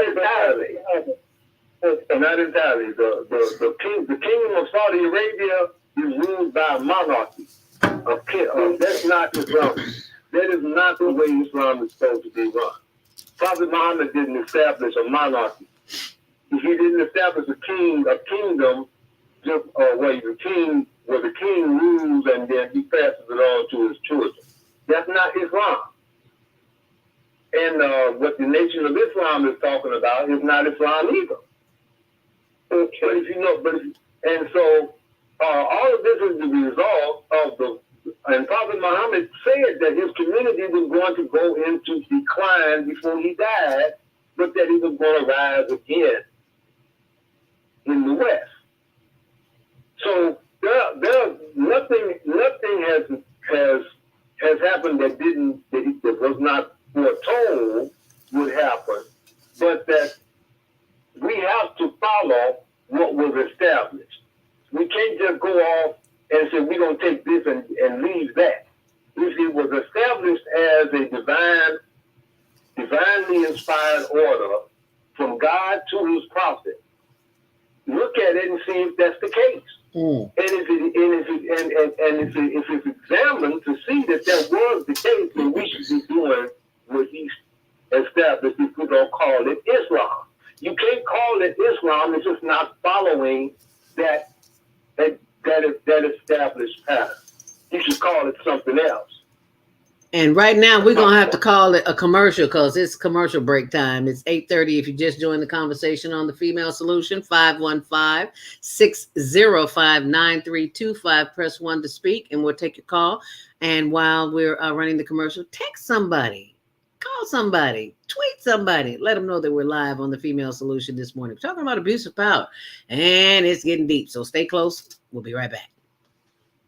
Hi, I'm Naima Latif, executive producer of the Female Solution Global Radio TV show. We are a part of the online network of Associated Internet Radio hosts, On Air. On Air empowers you with transformative news and interactive radio TV shows. This is such a wonderful time to be alive and to see our human family coming together as one community as a result of that powerful tool, the internet. We can now talk directly to each other all over the world. There's no need for conflict or misunderstanding. There's no need for violence to solve our differences. We can talk to each other face to face until we reach an agreement. On Air offers a fantastic global guide to communicators from all over the world who are using their internet platforms to inspire us to strive to be our best selves in order to become the kind, compassionate, loving people we were all born to be. Once we do that, we'll see planet Earth transformed into a place of peace. Subscribe to the recommended YouTube channel, Facebook pages, and podcasts created by these Voices of Enlightenment. On Air provides daily news briefs and a weekly magazine to keep you abreast of events and opportunities. On Air news affiliates in television, radio, and print share information, insight, and interviews with notable personalities. Go to OnAirEverywhere.com for a daily dose of uplifting news. We're on air everywhere, online all the time.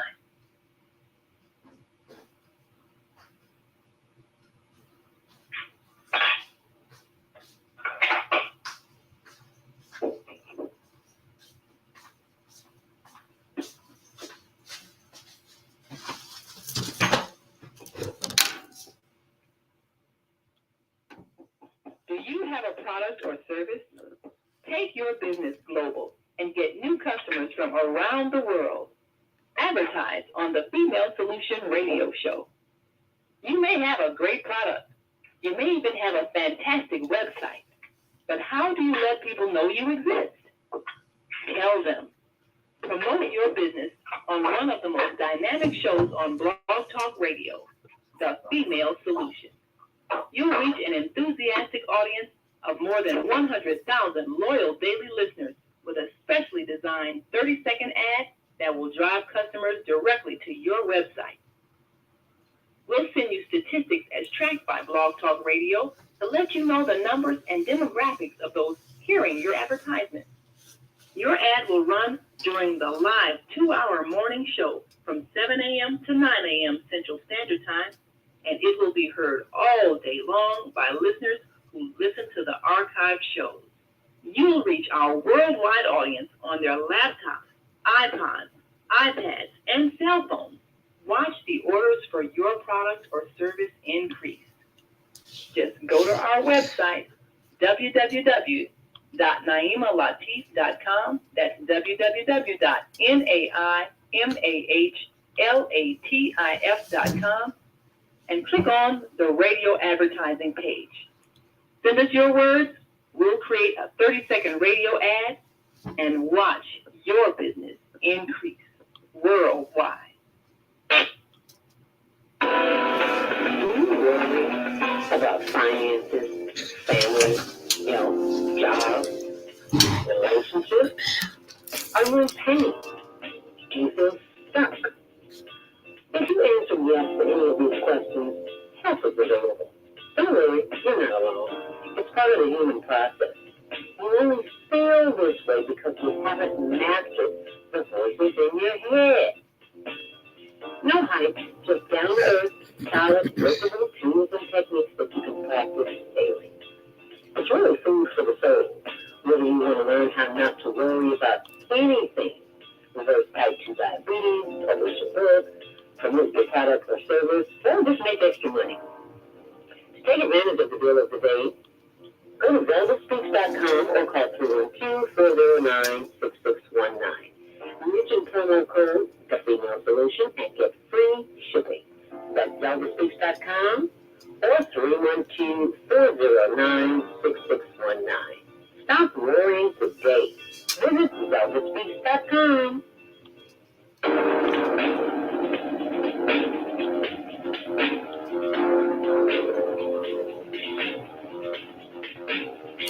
Grand Rising. And thank you for joining us back here on The Female Solution. I'm your host, Zelda Speaks. Welcome to Monday Morning Mindfulness. We've been joined by Lionel Abdul Haqq of Community Cultivations, and we're discussing the abuse of power this morning. It came under the heading of the movie The Gladiator with Russell Crowe, and there's definitely an abuse of power going on here. And I hope you've enjoyed the conversation with one of our callers, our sister Maika in downstate Illinois, former host here on The Female Solution, and she will be coming back shortly.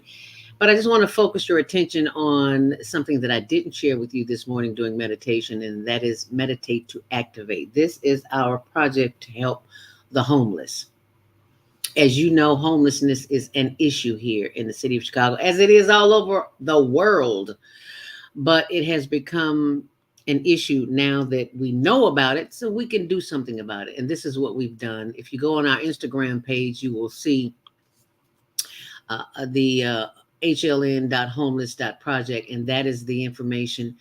You can see all the videos. I'm not going to pull it up because you can see I've been having issues pulling up videos this morning, but you'll see all the videos, all the work that we do, and we cannot do it alone. And we ask that you not only support the homeless project, but the Teen Talent Contest as well, because we have a winner, Ali Keel, who is not with us this morning, but we're going to keep trying until we get him back, because we want you to see the wonderful work that he's done. And we will continue to support him with these products. And you can go to higherlearningnetwork.org. This is how we give them scholarships and prizes and things of that nature. He probably need more supplies because it costs to make illustrations. And this is one of my favorite. Inhale the genius in me, exhale fearlessness. And there are lots of them. well, not lots of them, but about a dozen or so. And inhaling new thought patterns and exhaling fear-based thinking will help you get closer to your desire, whatever that is, whatever it is, it may be. Excuse me. Because there's power in spoken words. So we have to be extremely diligent in monitoring our thoughts and expressing the words that we say, because inhaling and exhaling is of the utmost importance if you are to survive this chaos and confusion that is going on. So I just wanted to share that with you, and you be sure and share it with someone else as well. And these are our negative self-talk, eliminated all of that good stuff right here on the Female Solution. So in order, if you want to do something different, you want something different, you got to do something different. And that is to get acclimated with using the power of your words and seeing the power that you possess on a t-shirt, because the designers of this world know secrets that we don't know, and they are making a fortune. So when you learn the fortunate information, you be sure and share it as well. And you can find that information on our YouTube page. So look for Baba Kwame Sunhorse on our YouTube page, Higher Learning TV Show. See that logo, you'll know you're at the right place. And it'll show you that. And that's my story. I'm sticking to it. Okay, so let's back to the conversation. The phone lines are lit up. We got to get some calls here this morning, Lionel. Let's go to the phone line. Area code 773-977. You are live on the Female Solution. Grand Rising, what's your name? Where are you calling from? Good morning, and hallelujah to Jesus and God and Jehovah and all the rest of them. Giving honor to your girlfriend, Deborah Smith, for her birthday. I said, my God is good in heaven, and he's just watching over all of us right now through this wonderful, fantastic guest that we have today. Thank you, Jesus. Listen, this is my kind of show. We're talking about the denominations, the religions, and, everything that's been said so far, all I can just say is ditto. Nobody's going to come back and tell us how good it is over there, but we know that we're here. So I'm agreeing with all of that. And my special questions for our guests today, and I hope we're going to have some forwarding information after the show is over, where we can contact them later on. However, the court system and the problems with the members that we're having, the abuse of power, the fact that most of the due process rights have been denied for quite some time. Is there any way to avoid conflict with the courts, with the people not being allowed their rights? I just feel that if we allow the mayor and others to support these immigrants and house them and put them in a shelter, when we have our people right here in Illinois living on the street, and we're agreeing with all this. Someone has abused their power. Mm-hmm. I'd just like to know, what can we do? Is the power? If we know that we're going to be hurt, or we might be prosecuted, we might be killed if we stand up. We're abusing. We're not abusing anymore, but we're trying to help our people. God said that if we love one another, and we don't know what is right, but we do know when we're hurting and when we're happy. And that's something that's a gift from God. One of the hosts said, well, how do you know who you're listening to? Well, when you're listening to something and you find out that it was good for you, it made you happy, well, that was from God. But you have something that you listened to and it made you sad, made you cry, that was from old Satan. Mm. So when God gives you something, because it's good. And all of us being alive right now, it's real good.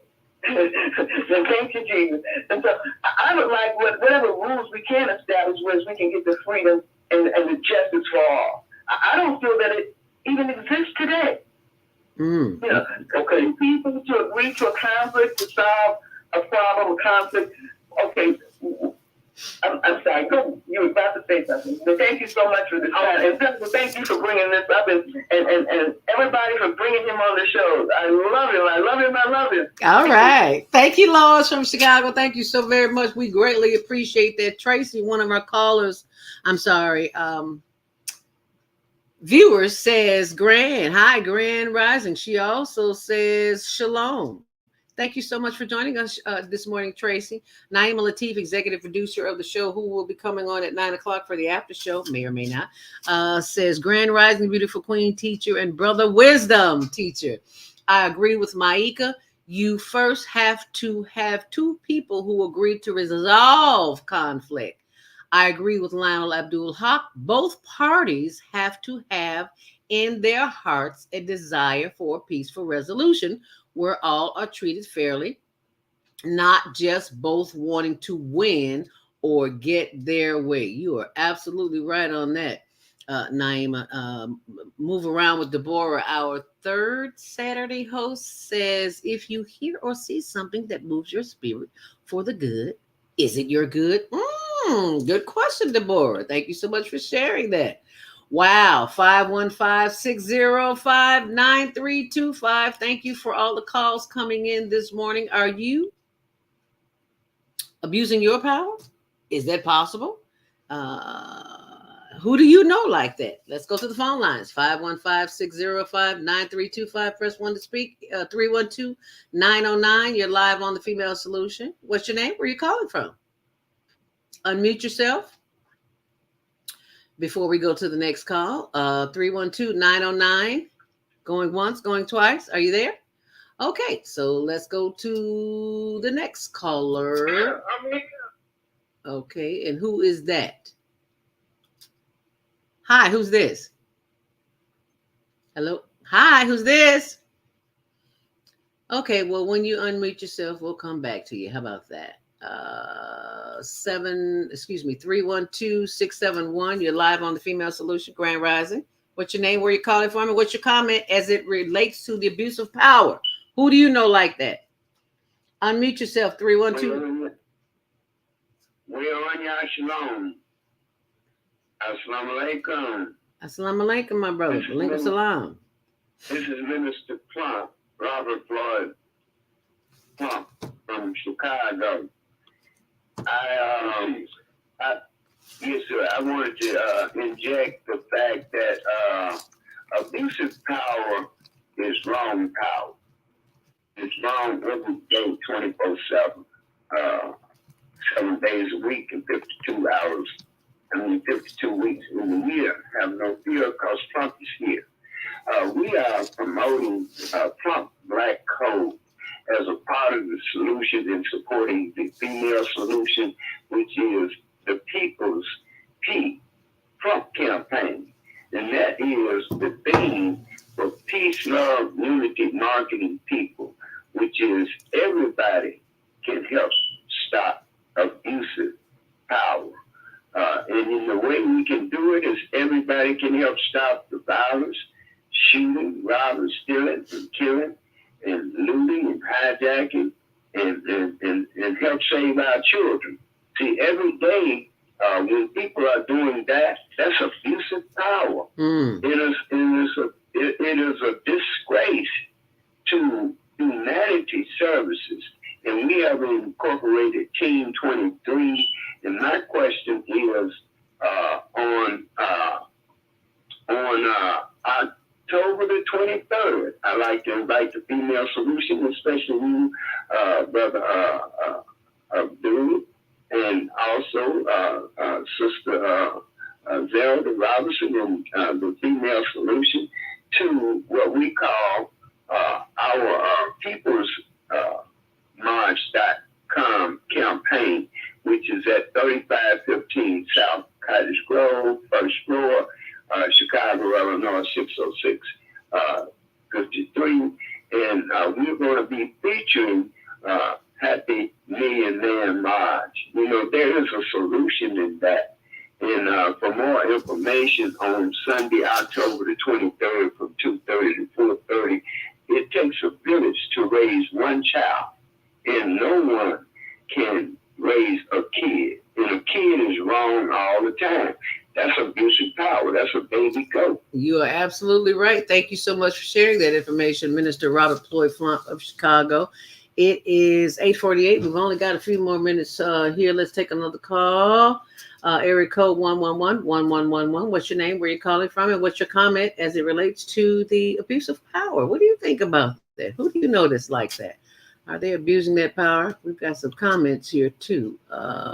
Move around with Deborah says, if you hear or see something that moves your spirit for good, is it your good? Yes, she did. I did read that. And Vieta says, what does Lionel think of the movie Woman King? Oh, yeah. We're talking about the movie Lionel, Gladiator movie review. Yeah, but Lionel, yeah, we'd love to know. Have you seen Lionel Abdul Haqq? Have you seen the movie, The Woman King with Viola Davis? Have you seen that yet? No, I haven't. Okay, so you can't comment on that. So we want you to do a movie review. I can comment. Oh, okay. I haven't seen it, but I can comment on the concept. Okay, please do. I know a little bit about the history that they drew from in making the movie in terms of the sisters of the Dahomey people. Okay. Who had a tribe of who had women warriors. Now, I understand a little bit about that. Okay. The concept of the movie, from what I understand, from what I generally understood about it, is that the women were forced into a situation where they had to go to war. And, women can fight and do battle just like men can. But, but the role of a soldier, we had talked about this before. The idea of the word soldier speaks to the soul. The first part of it is S-O-U-L, soul. And your soul, the soul of a soldier is one who is willing to fight to give his life for a cause, an ideal. And this is what is connected to the movie Gladiator.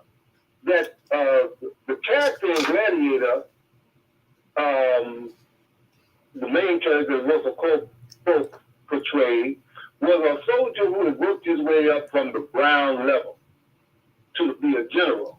And not just a general, but he was a respected general among other soldiers. He was respected among other soldiers. There's a general who can command the respect of other soldiers is a very valuable person. Is a person who has a level of integrity, a level of the will to fight and to defend the ideal that inspires others to do likewise. And that's what's so valuable about a soldier. When a person sincerely believes in their soul that what they're doing is right and just, regardless of how violent it may be and how to other people, he can become an inspiration to other soldiers. You see what I'm saying? And that's what's valuable about getting people to fight for something they believe in. That once you believe in it, you can draw from a spiritual base to do your physical work. And that's what is fundamental about the whole concept of getting people to go out and fight for your cause. So what I'm trying to get across is that inherent in the story of the sisters who fought in the Warrior King, of the women warriors, it's the same thing. Once there's a cause that draws on your soul to respond, it can inspire others to do likewise. And so we have to understand, what we're trying to get people to understand, is that somewhere in that process, it is cultivated will want to die for a cause. But when the people at the top who are not dying, they're not going to fight. They're not going to go out there and fight. They're going to send you out there to fight. Yes, sir.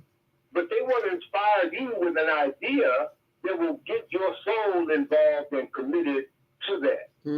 That's what's happening in Ukraine. What's happening in Ukraine is that the Russian soldiers don't have their soul in that fight. Oh, wow. They don't have their soul in their fight. Their soul ain't in the fight, and therefore they come in, they take the place, but they ain't staying there. They ain't trying to hold that. They don't have their soul in it, therefore they lose it. Once they take it, they have to give it back up because they're not fighting for what they really believe in. But when you do get a general, when you get the character in the movie Gladiator was sincere and committed, and he commanded the respect of other soldiers, and he was considered a valuable asset to the leaders. But the son who took over after he killed his father didn't want anybody who could compete with his authority. So he got rid of the general. He got rid of him. He tried to kill him, and he killed his family, destroyed his family. And this is what happens when the abuse of power. It kills the loyalty. It kills the desire in the people to want to give their life in support of an idea of a kingdom that is unjust, that has done some serious injustices, and therefore the erosion of the power begins to take place as a result of the abuse of power. And the kingdom starts to fall the minute the people at the top start abusing their authority, and the people allow them to do so. And that's the point, whether you're talking about ancient Rome or you're talking about Donald Trump. It's the same situation. When people allow you, when they put you on such a pedestal, a level of authority that your authority is just based upon your personality. It's not based upon nothing else. You can abuse that authority and people will allow you to do it. And that's when the society starts to shake at its very foundation and starts to fall. And that's what Vieta Robinson says. A governor of Florida has similar leadership qualities as a military veteran. Yeah, right on target. Right on target. If you just joined the conversation, it's 8:56 and the time is almost up. Where did it go to? If you are just joining us, I mean, the longer we stay on, the more heated the conversation gets. So if you are on the switchboard, you want to call in a comment, you need to do that right now. Push 1 to speak because the show goes off at 9 o'clock, and we are going over to the after show, and I'm being joined by our executive producer, Naima Latif. She's here, and welcome. As we play the ending of the show, Lionel, are you going to hang in there with us? No, I'm going to have to get out of here. Okay. Well, please give us a closing thought before I play the closing of the show. Thank you so much for being here with us today. Go ahead, Lionel, please. Thank you. But I think that the object of peace is God. We have to submit to Allah. We have to submit to the Creator. We have to seek guidance and then have the courage to follow that guidance. And from Abraham all the way up to today, from Adam all the way up to Prophet Muhammad, may peace be upon him, we have to look at history. We have to reflect sincerely about what is the ideal of God. What is God? And we need to follow that. We need to follow the historical evolution of the movement of divine guidance in the world and see what we can draw modern day and time. Amen. And we thank you for helping us see that and to be a part of that change right here on the Female Solution. If you want to get in touch with Lionel Abdul Haqq, how can they do that, Lionel? As always, I like to talk to people. Give me a phone call, 773-642-1453. One more. 773-642-1453. Excuse me. Whew, thank you so very much. Lionel Abdul Haqq, ladies and gentlemen of Community Cultivations. If you want to contact him, you have the number. Old School for Life, 773-642-1453. Lionel Abdul Haqq, thank you. We appreciate you. Shalom. Assalamu alaikum. All righty. Thank you so much, Lionel. We greatly appreciate that as we listen to the finishing closing. Actually, it went off, Naima. So it looks like we are officially in the after show. Well, there were some interesting observations made, and I'd like to maybe reflect on a conversation that we find ourselves participating in a lot. First of all, when we talk about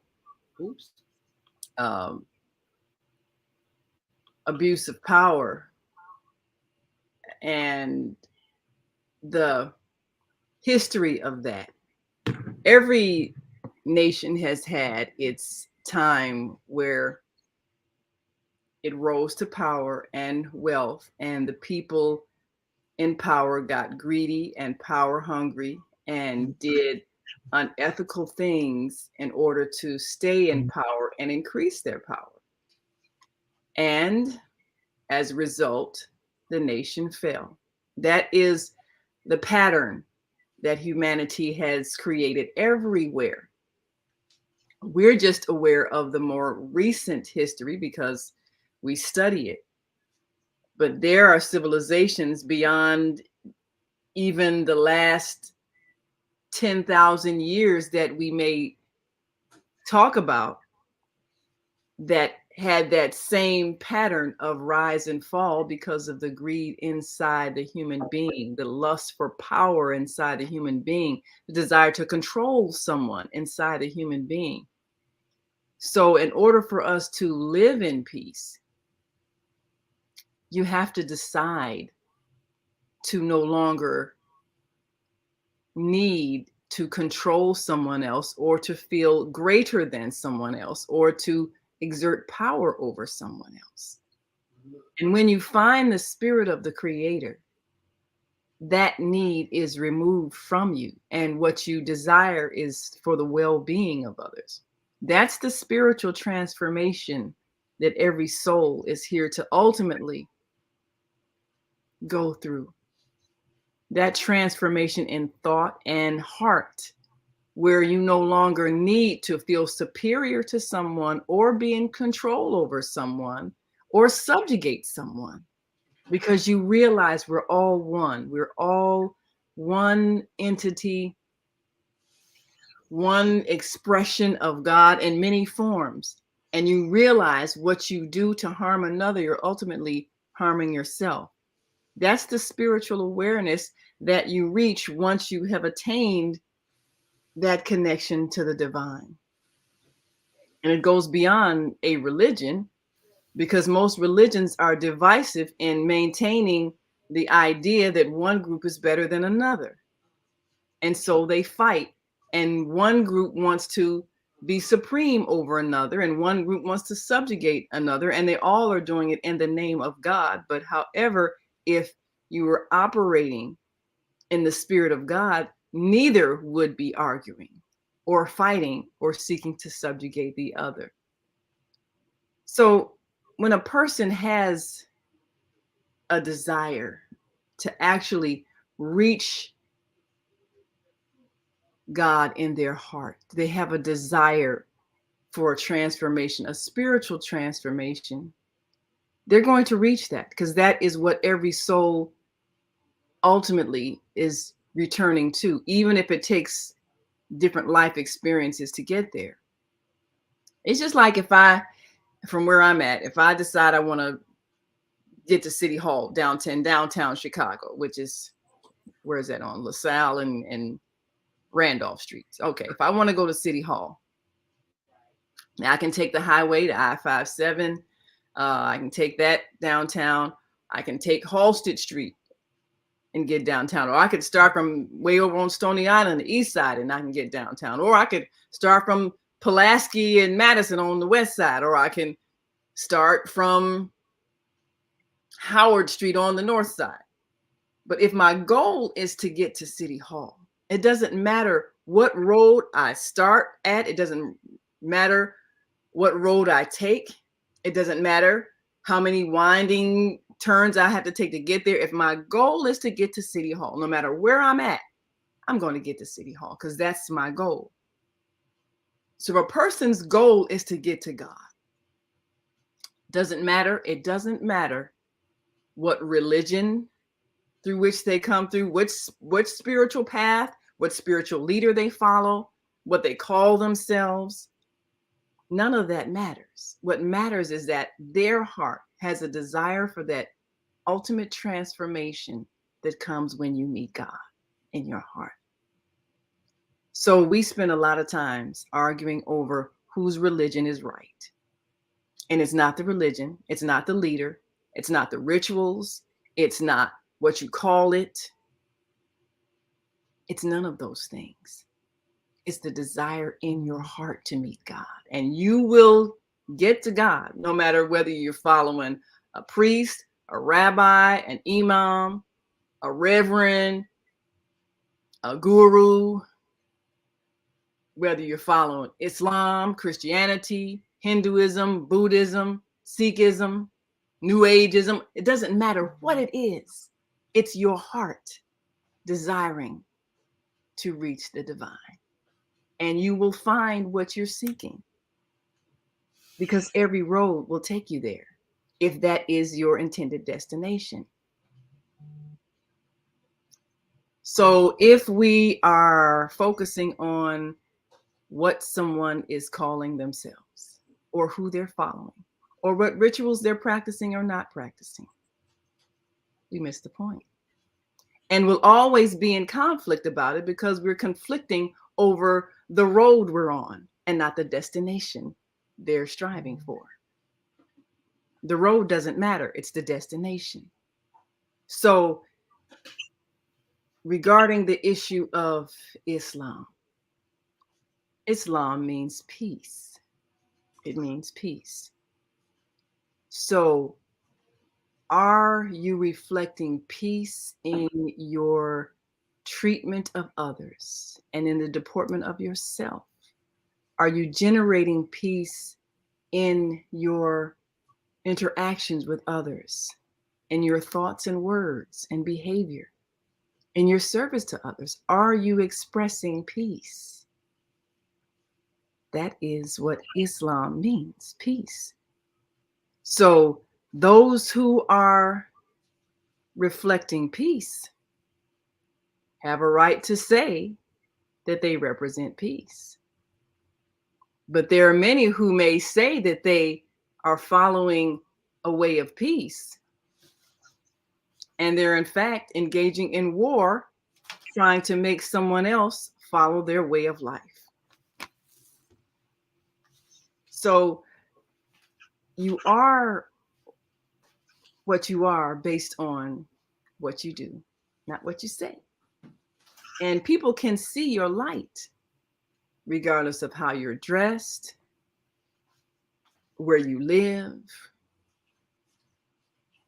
what body type you have. The light of your soul will reflect the light of God if you have reached that destination, no matter what road you took to get there. So that's what I would say about that. So what we have in America, we're also going through that same cycle of rise and fall that every other nation has gone through because of what's in the hearts of the people. the need for some to feel like they are superior to others, the need for some to have control over others, the need for some to try to control the wealth and the material gains at the expense of others being deprived. So that creates the conflict that we all are experiencing in this nation. It is in its stages of decline because that's what happens when you don't learn how to share. What do we say every day on this show? We can end crime, violence, and poverty. All we have to do is share. But when a society fails to do that, then it collapses from within. And that's what we're experiencing as a result of an abuse of power. And there's no one person. There's no one person.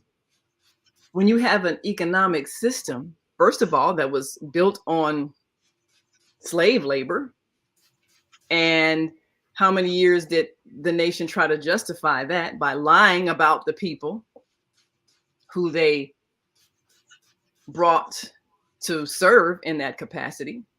And they lied in order to soothe the consciousness of other people who realized, hey, this is a wrong way to treat a person. Oh, well, see, they're not really people. I mean, and God said that, you know, they're supposed to serve us. I mean, you can tell all kinds of lies. So we believe the lies long enough for us to stay in that situation until we realize that's incorrect. We are expressions of God, and we are not here to serve anyone. We are not here to be enslaved. When we changed our minds, the system ended because we no longer capitulated to it, and we're willing to fight to end it. So now in some places in the world, you know, Great Britain and so forth, they ended slavery without a war. And so even though there's still racism, there's a different spirit there, as opposed to here where it was a physical conflict. We had to end it by force, and we understood that we had to fight to end it. So we're not under any illusions about it. But there is an illusion that slavery has ended, and it has not ended. It is in full effect. It just went underground. It's called human trafficking. And that exists because what's in the hearts of people still exists. The desire to control, the desire to oppress, the desire to abuse. So things happen out of our hearts. Whatever it is we desire to make happen, that's what happens.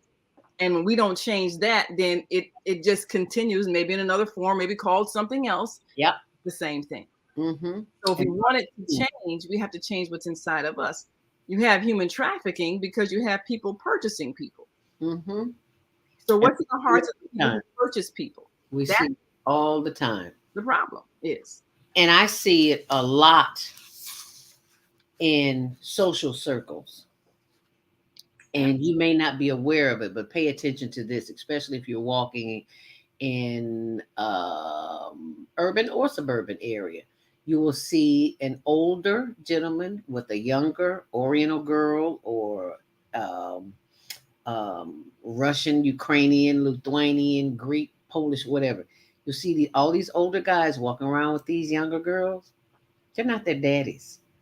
It's called human trafficking. And Marcus King brought that to my attention too, because on October 5th, there is an event going on where they're looking for women, and vendors are needed for October 5th. Women, they're looking for women that are homeless and women that have been victimized by sex trafficking. And I'm going to post that information on my blog, zeldaspeaks.wordpress.com. Marcus King, one of the facilitators of the event, said the event will be held at Willoughby Park, 1610 West Howard Street. That's on October 5th. I believe that is Wednesday, yeah. And so I'll be posting that information on my blog, but you need to know about that. This system, yeah, it's falling. And it's time for it to fall, because those who have been in power for so long, I mean, they're dead and gone, but the system is still in place. Right. The system is still in place because of the thoughts that hold it in place. Look at sex trafficking, for example. What is in the mind and heart of a man who would purchase sex and not be concerned about the well-being of the person, knowing that they are doing this under some type of force, some type of lack of ability to either provide for their basic needs, food, clothing, shelter, separation from their family, fear, and you're willing to use this person's body for your physical pleasure, not caring about her emotional, psychological, or spiritual state. Okay, nothing What's about inside of you that you have made her a non-person, and you don't care. You only care of the satisfaction that you get from the use of her body stimulating you sexually. Mm-hmm. What's inside of you that's missing that you can do that? And that's where we start. When we don't care about each other as human beings, when we don't have a conscience that can empathize with someone's pain, then we will do anything for what we desire. And so that's why you can, and I think somebody was talking about, or I think Lionel was talking earlier about warfare, when you can whip up somebody's belief that to kill these people is going to get them something that they want. So therefore they can justify all kinds of brutality in their own minds because they're believing by me killing this person, this is going to bring me honor, glory, wealth, whatever it is that they feel that they should have, and that this person stands in the way of them getting, then they will turn off their humanity and do some horrific crimes against another human being, believing that it's a noble thing to do. And we've done it in every single war that we've been in. And really, other than the maybe the American Revolution, was about independence from Britain and all of that. Maybe the Civil War, which was about ending slavery and freeing people. But other than that, okay, then you had World War II, which was a whole World War I, first of all. So all of the battles over power between the European nations culminated in World War I, and then the residual impact of that, Germany feeling like they had been humiliated, and then that gave the rise to Hitler, who made them feel like, I'm going to bring Germany back to its glory. So people were willing to follow him and do some horrific crimes against others. And so you can create the idea in the mind of someone that something awful that they are doing is actually a good thing because it's going to give them a benefit, and they will turn off their humanity and abuse people. And what does it take for them to reawaken, to realize that they have been hoodwinked? So when we had the Vietnam War, and nobody knew what that was about, nobody understood, the whole communist thing, and so they had to basically use drugs to get soldiers to go into battle against people, and somehow demonize the North Vietnamese. But the soldiers knew in their own soul there was something wrong with that. That's how come some of them came back with post-traumatic stress disorder. First of all, they realized they were being abused in this country, and then they're going to fight for somebody else who's trying to, protect what they believe in. And they didn't, like Lionel was saying, they didn't really believe in this war, but you're forced to kill somebody, and it's against your own nature, your own soul that knows you should not take a life. But you had to do it anyway, and you take the drugs and everything else to brainwash yourself to get through this awful thing that you have to do. Because if you don't get out there, it's kill or be killed. Yep. And that's how come so many of them came back psychologically damaged for life, because they felt that they had violated themselves going to this war, but they didn't know it was go to war, go to jail. If you can't escape to Canada, those are the choices you have. So every war that we have fought should have taught us something. And the lesson is, you don't want to go to war. You want to settle things peacefully. Like Maika was saying about, you have to have two parties that agree. Right. to resolve the conflict. If you don't have both parties realizing that war, conflict, fighting is not going to bring any benefit, then somebody's going to want to keep fighting. So both people have to be brought to the mindset that I cannot get what I want through force, through hurting someone else. I cannot. The only way that this can be resolved is that if everyone's needs are met and everyone is at peace. War doesn't bring peace. It brings anger and a desire for vengeance. So that's why World War I led to World War II. And all the other wars that we have fought have been about trying to maintain power and control other people's wealth and all of that. None of those wars have been about whatever noble cause of democracy that this nation tried to make it be about. None of them.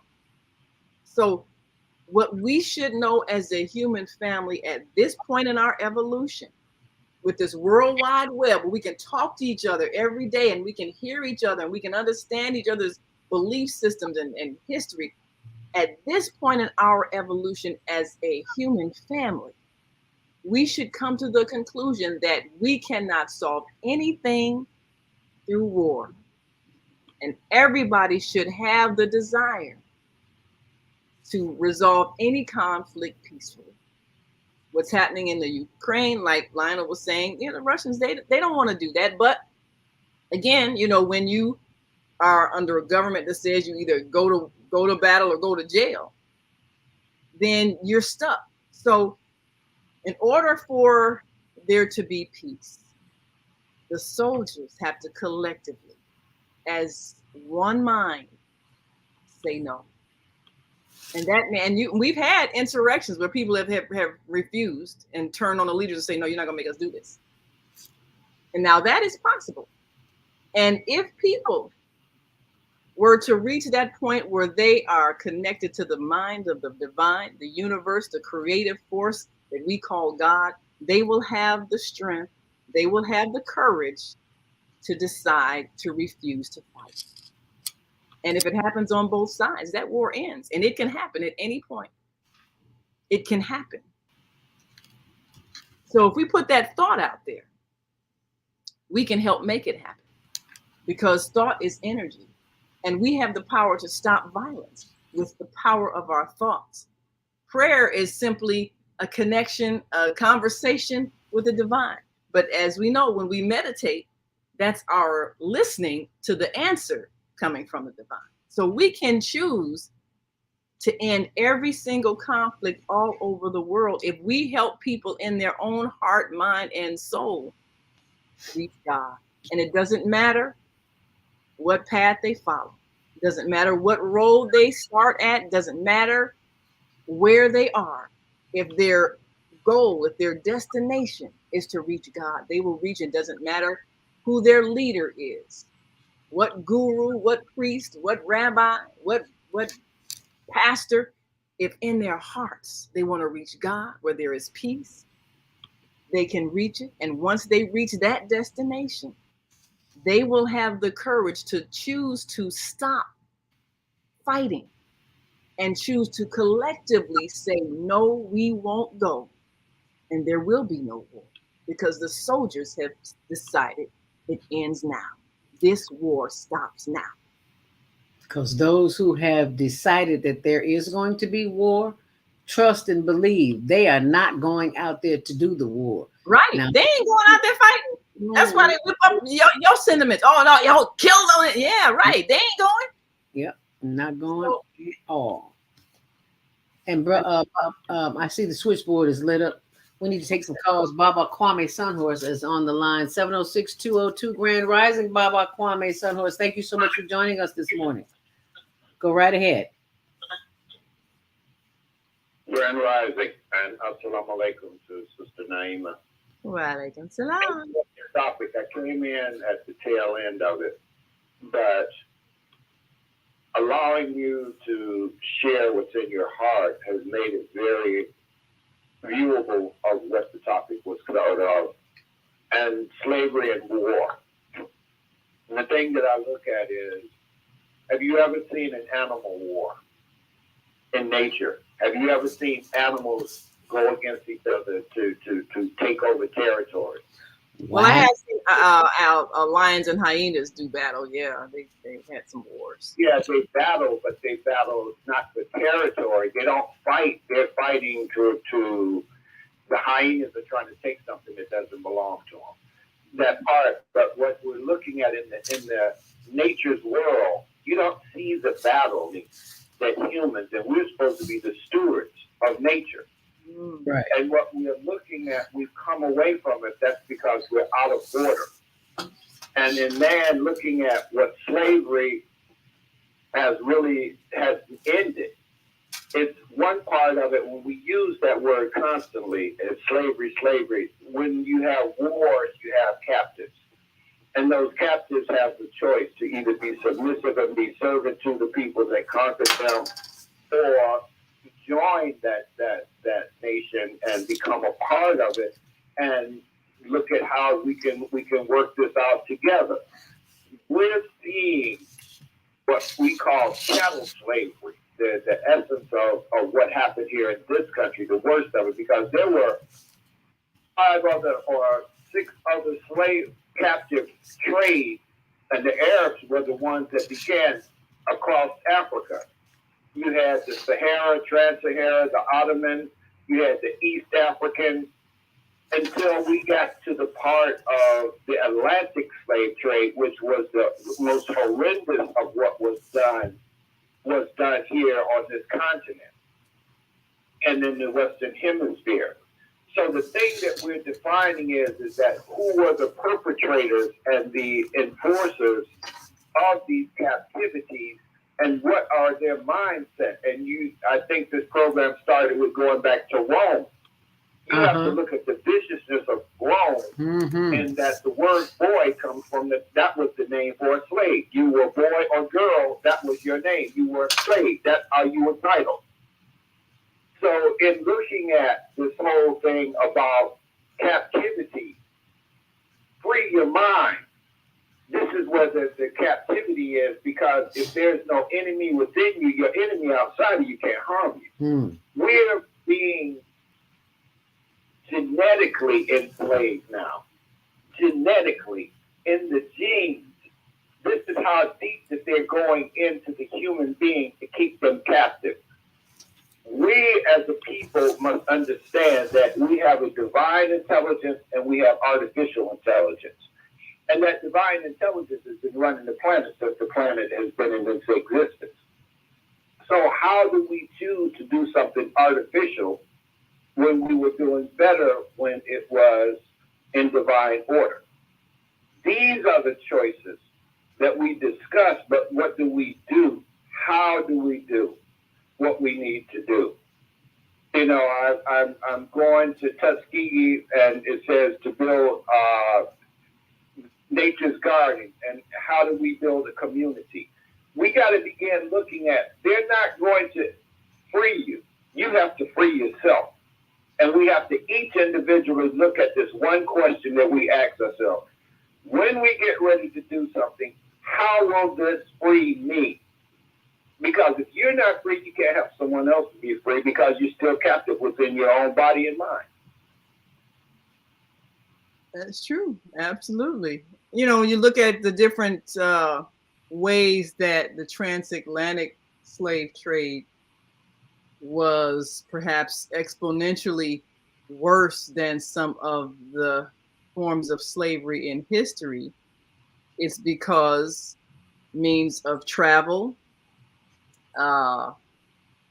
had expanded, our global connection had expanded. People were no longer isolated within their own landmass. You had people traveling overseas. And so as communication and travel expands, so can many other good things: trade, commerce, industry. But also, if you have a sickness within where you are willing to brutalize people, that expands as well. So what may have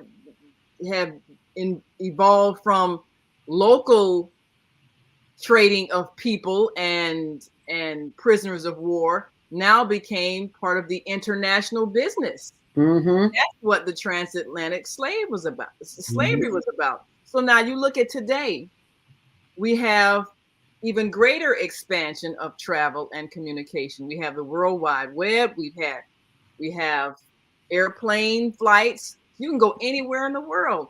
So now, how has slavery, coming from that same mindset, expanded? We have global trafficking, global human trafficking, where people are being taken from their homes, smuggled away, flown to another country. They can't speak the language. They can't communicate with their families.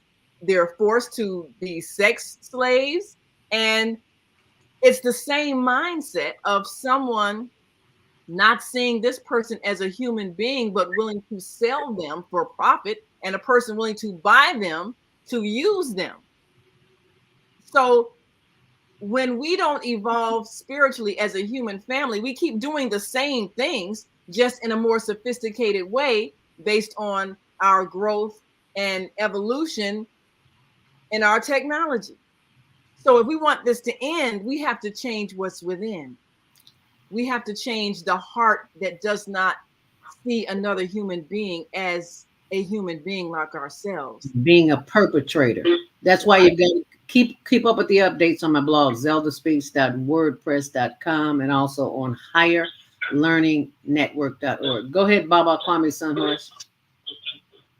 Yeah, but what we have to understand is we're using a word, slavery. And this word in itself was not, when you look up the etymology and you look at when did this thing start, exclave, this is a word that was used in the French and the other languages, but this is a word that did not mean what we define it and looking at how we look at it today. We're looking at what chattel slavery, the most hideous way in which that people, another human being, did to another human. And so what we're looking at is that words have power. We're constantly saying that we slave, but we were before we were slaves. Before this happened, what were we? What were we as human beings? We were people that transported back and forth to this continent and interacted with the indigenous people of this land. 1311, 2,000 ships came from the continent and came here to these Americas and populated with the people here and exchanged. We were constantly exchanging. It was the aberrant child that took the same thing of taking something and taking it and wanting to use the people that had constructed it for their gain, because the word of dealing with slavery is to make someone do something against their will. That's what power is. Power is to be able to define someone's reality and to make them believe that which is not their own. Mm-hmm. That's enslavement. So for those who are... With the body, the mind and the body, the genes, the blood is now being enslaved, that you're addicted to food, you're addicted to internet, you're addicted because you don't know how to recover yourself. How do you reconnect to your divine self? Those are the parts we look at freedom. So, this morning when I did the 5:55 morning message, and I was quoting Anita Moorjani, who, best-selling author. She had a near-death experience, and she came from a culture, women were subjugated, and she grew up in Hong Kong, and as an Indian woman, she was discriminated against, she was bullied as a child, and all of that. So, of course, that shaped her personality and self-image. And what she was sharing about her life is that when she had that near-death experience, when she was pronounced, near dead and in a coma, and went to the other side, and she learned that we allow our environment to define how we believe about ourselves, what we think about ourselves, and therefore what we act out, believing ourselves to be smaller and more helpless than we are. In fact, we are very powerful beings. We are not this body that we're wearing. We are the expansion of the universe, but we don't know that as long as we are believing everything that we're absorbing from the society that tells us we're less than. But we shouldn't have to die in order to rediscover who we are as these great souls that we are. We shouldn't have to die in order for us to see that we are the very expression of God. We shouldn't have to die in order to discover that. We need to learn that while we're here. And once you learn who you are, no one can subjugate you because you're not allowing it. You're not believing you deserve it. Your energy won't permit it. We have to know that. We have to know that no one else needs to change what they're doing because they're doing what they're doing based on their level of consciousness. We must change what we believe about ourselves. And when that changes, everything changes. Yep. But no one can do this for us. We play this quote from Dr. King all the time. No one can do this for us. We must do this. It's an internal transformation that has to happen. And it can happen at any point in time when we realize that the help, the awakening has always been right here. Mm-hmm. So we can change this. We can change this condition in an instant. It doesn't take a change of law. It doesn't take a sudden desire for other races to see Black people as good people. It doesn't take any of that.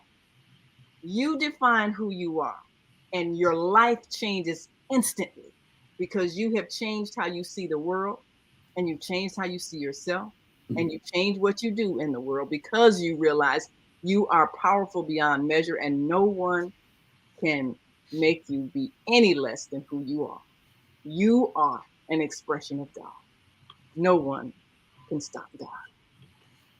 And they furthermore teach us to look outside of ourselves for that expression of God. Yes. The sky, we call it heaven, because we are so heavily indoctrinated that we just can't get beyond the thinking of that which we have been taught. Yes. Because as Baba Kwame Sanhor says, we are in one box. We wake up in a box. We go outside. We get in another box, CTA, car, bus, whatever. And then we go and work in a place where we're in a box all day. When do we get out in nature and experience what life is really all about? Well, we go to the bar, to the beach, but how many times do we actually go sit in the grass, hug a tree, take your feet off and just sit there and listen and do some deep breathing? No, because they haven't taught us that, so we don't do that. Right. We're so programmed with this right here. Cell phone, yeah, got it in my hand right now. Answering people texts about the show, and it's like, look, we're live on the air. Go sit out in the grass.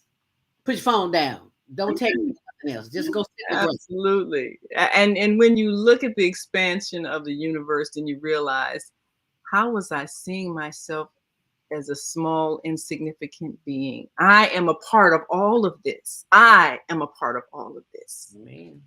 So we need to see it.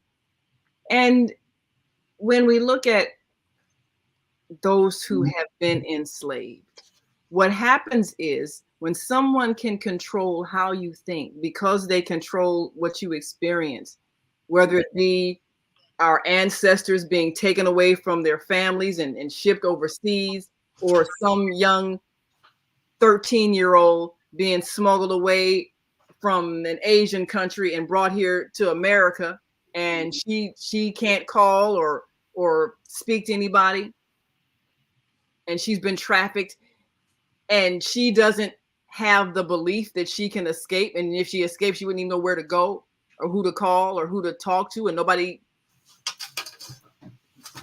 help her because they don't know she's in distress, or if they feel like it ain't none of my business.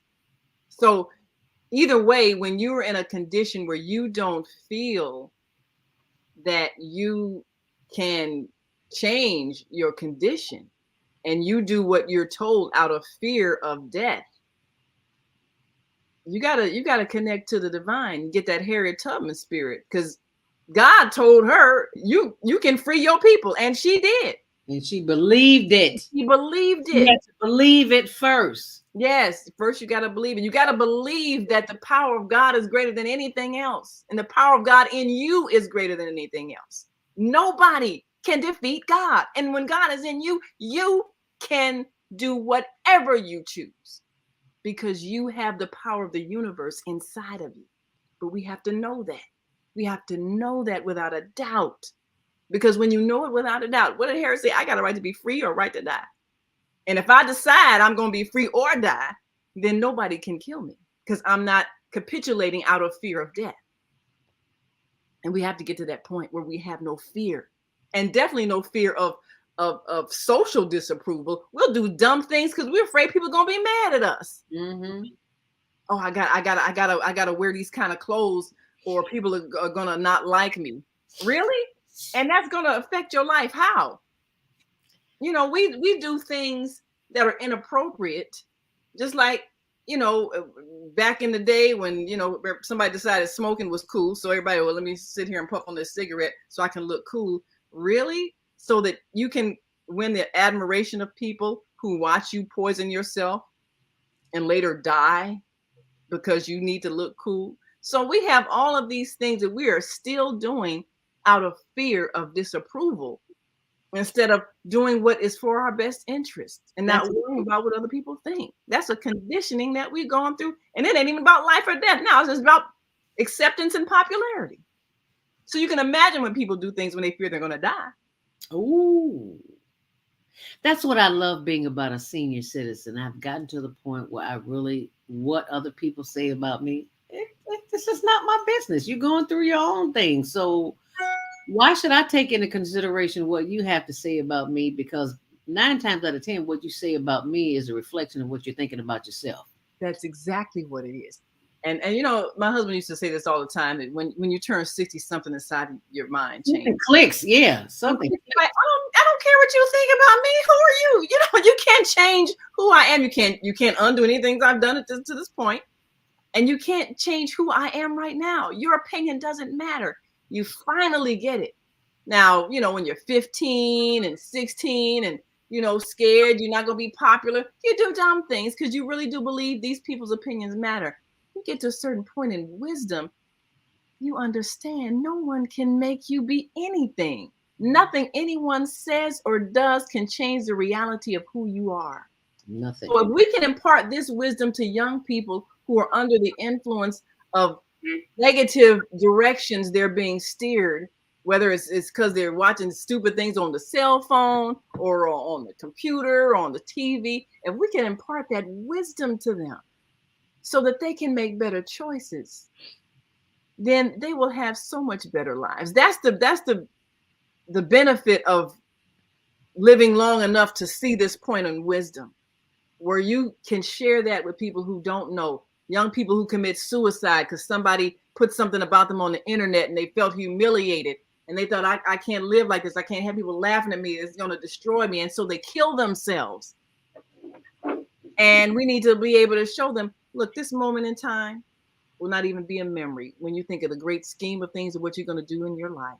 Yep. This won't matter. Do not give the power to someone to make you end your life, because they're making you believe that you're going to live the rest of your life in shame and ridicule, and you don't want the pain of that.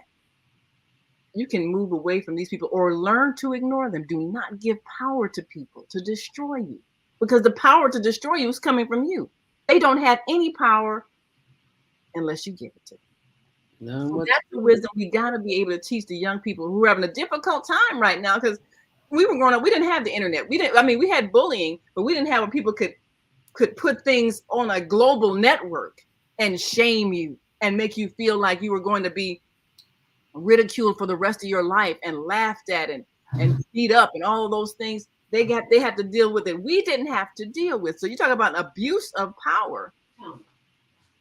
When you don't know how to use something as powerful as the internet, and it's a very powerful tool, but you use it to abuse people, you can destroy people. But that same power you can use to put out a positive message. You can use to put out a thought. You can use to put out a thought such as, all soldiers shall choose to lay down their arms and make peace and not obey a government that has no power other than what the soldiers give them. The government cannot make you shoot someone else if all of you collectively choose not to. There's nothing they can do if no police will arrest anyone who just declines to pick up arms against someone else. And if no soldier agrees to go and shoot someone else, there will be no war. And every mind and heart can choose this because they don't want to violate their own soul. So we can end all wars right now. It's the heart that has to come to the realization that they are being misguided and manipulated to destroy their fellow brother and sister for reasons that have nothing to do with their own well-being. So we can put out a collective thought on this very powerful tool that connects the whole world. And the power of that thought can change the reality that we create. We can do that right now. And we have the power to do that everywhere we are. So the same devices that are used to traffic human beings and seduce people and deceive people and kidnap people, those same devices can be used to put out a spiritual message that touches the heart, transforms the mind, and ends all conflict between nations. That same power. And all of us have it. All it takes one. Just like you can have one match that lights one stick and it catches fire throughout a whole forest. Anybody can be that match that lights the fire. And that fire can catch on. Because at this point, with all the wars that we have seen and all the bloodshed and suffering, that's not fun, is it? So is there any glory in that? No. Look at all the veterans that have come back in wheelchairs with no legs. Do they think they feel like they're living in glory? No. So we have learned at this point in our evolution as a human family, we have learned that war does not solve anything. All it does is bring pain. And we can choose as the collective body to stop the pain, stop the violence, stop the war, stop the suffering, stop the conflict. We can choose that. And if we collectively choose it, it will happen. Because no one can make you do anything against your will. They really can't. And when you believe they can, that's when you are a slave.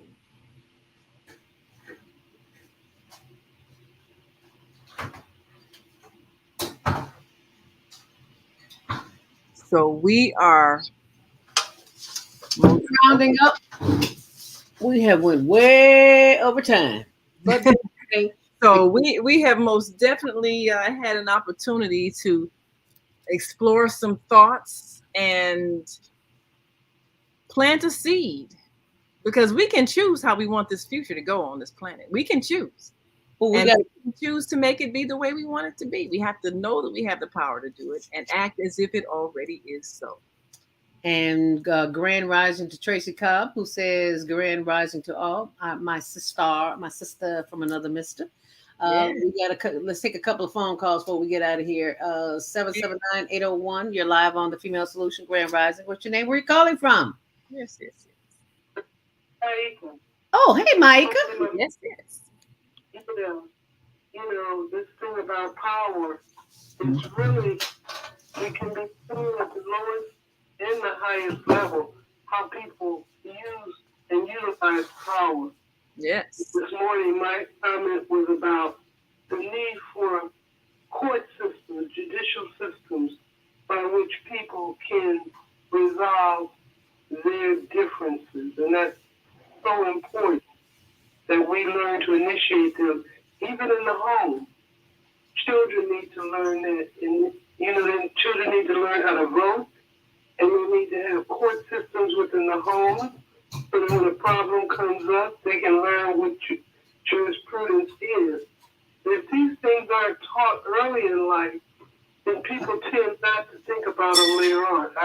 I had posted once recently on Facebook asking the question, do we need to have a Department of Peace in every country in the world? Wow. Very few people responded because the consciousness of peace is so low, I think.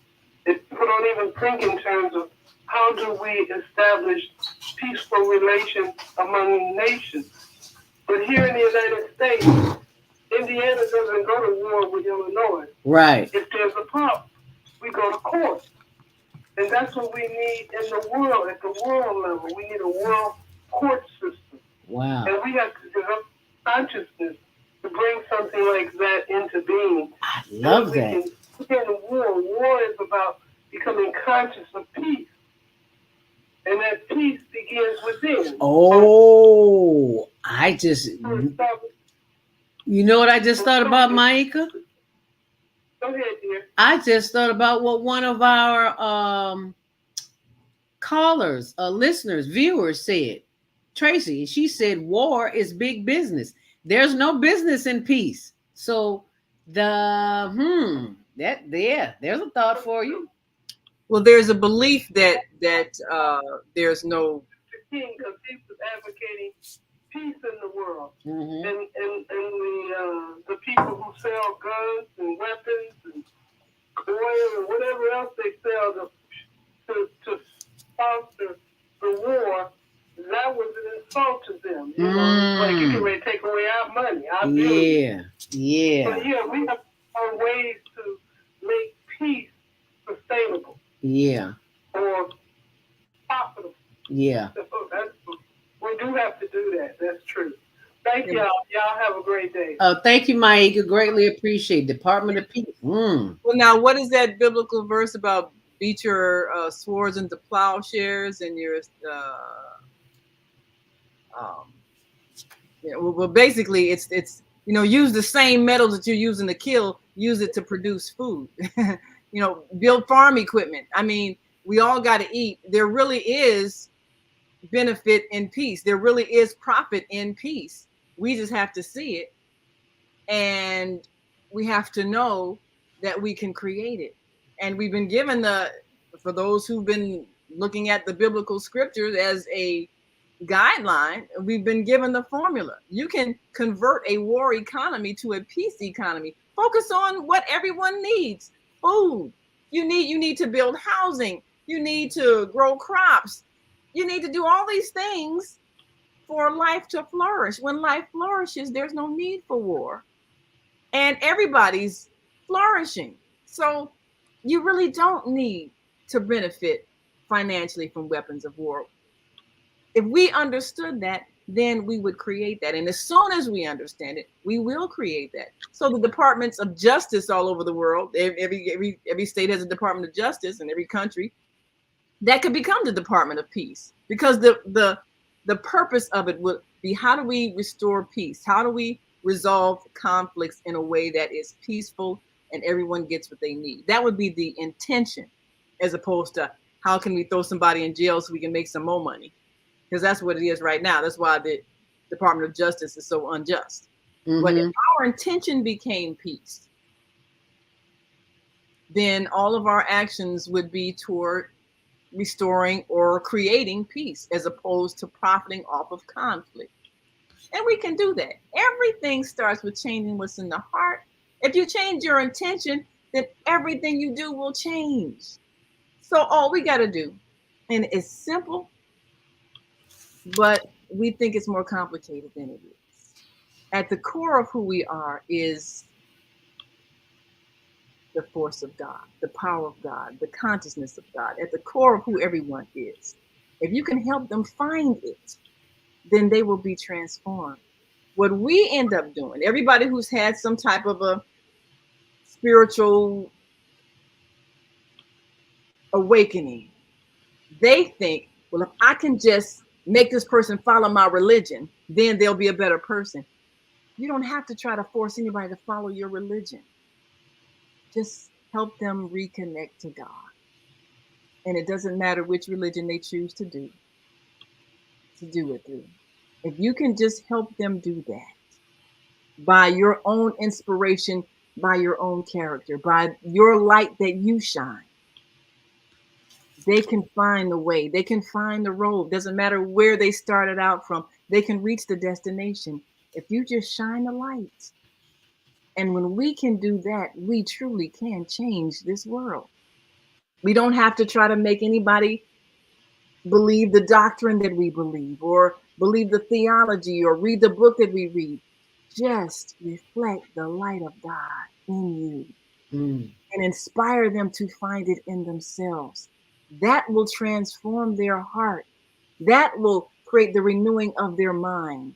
That will lead them down the right path so that the things that they do will be based in love and not greed or lust for power. Help them become the transformed being that they have the power to become. All of us can do that. We just have to know it's possible and then act as if it's already done. And stop waiting on somebody else to do it, because they're waiting on you. You, as Baba Kwame Sunhorse would say, you are the person that you've been waiting for. You're the person you've been waiting for. This little light of mine, I'm going to let it shine. I'm going to let it shine. I know Zelda don't sing this little light of mine. Well, Laura said she the one to sing. Well, you can let your light shine too. And how can you do that? By simply being true to who you are and doing what Granny taught you as a kid. Share, as we say on the Female Solution. Just simply share. You don't have to have a lot of money to share, because you got something in your closet that you haven't worn in a year, 2 or 10 years. And how do I know? Because I'm one of those people too. And I'm cleaning out my closet every day, taking something down to Tent City. Blankets, jacket, coat, pillow, sweater, boots, tennis shoes, or something. They need help, y'all. Yes. And you never know. You might be one paycheck away from homelessness, and you don't want to join them. So get your good karma ready. Put it in a bag, put it on your back, and take it on out to Tent City. Now, you know, this is the blog, Instagram, our Instagram page. You see it, go to hln.homeless.project. This is the project that we have been blessed with in helping others. And as you can see, I'm not going to play it loud where you can hear, but I want you to go there to see it. We go there every week, every Thursday. We volunteer at the European American Association.org, and they give us food to take the homeless. And so we're just asking for money for tents, because as you can see, it is getting cold outside and they need to keep warm. Well, that's not my job. I got 2 kids and I got to go to school and I got a job and I got to pay my car. Yeah, but you got something in your closet that you ain't using. And no amount is too small. If it's $1, we like the kind that folds. So don't give us the kind of jingle, because you can't put that in the dollar. We'll take the kind of jingle, but we prefer the kind that folds. There you go. Naima hit it right on the head. So, higherlearningnetwork.org. And you will see the opportunity for you to send $1 up. Okay, you can send $1, you can send $100, you can send $1,000. Yes, sir. Go right ahead, Baba Kwame Sunhorse. Oh, we got about a minute before they cut us off. You got a minute before they cut us off. Go right ahead. I just said you got 99 cents. You had a penny. You got $1. Yes, sir. There you go. Oh, give me 99 pennies, and I'll add the penny, and we'll make it $1. How about that? We'll add a penny for every one of your 99 pennies. There we go. Thank you so very much. From the words from Baba Kwame Sunhorse, thank you so very much. We appreciate you. We'll see you back here tomorrow. Self-care, Jody Susan. And we say to you, We've come to the end of our show today, but you can hear every show in the archives at www.blogtalkradio.com/the-female-solution. You can also hear today's show on the Female Solution Facebook page. Go to www.facebook.com/the-female-solution. Leave your comments about today's show. You can always reach me on my website at www.naimalatif.com. That's www.naimalatif.com. NAIMATIS.com. Watch our TV shows, listen to our radio shows, order our books, and be sure to get your copy of the book, The Female Solution. On behalf of our team of radio hosts, I'd like to thank all of you who participated in today's discussion. And to our global family listening from all around the world, we say thank you. To our family in China, Sheshe. India, Nandaba. Japan, Arigato. Korea, Kamsahamnida. Russia, Spasiba. Germany, okay. Poland, Dziękuję. France, merci. Spain, gracias. Italy, grazie. Egypt, shukran. Ghana, Madagascar, Nigeria, Eshe, South Africa, Gabon, Senegal, Geret, Kenya, Asante, Israel, Toda, Pakistan, Shukriya, Afghanistan, Tashakur, Saudi Arabia, Shukran. Assalamu alaikum wa rahmatullahi wa barakatuh. Thank you. May peace be upon you and the mercy of God and God's blessings. And remember to mark your calendar this Saturday, the gas and grocery giveaway with Dr. Willie Wilson. If you are not on his list of subscribers, please go to facebook.com, Dr. Willie Wilson, Dr. Willie Wilson.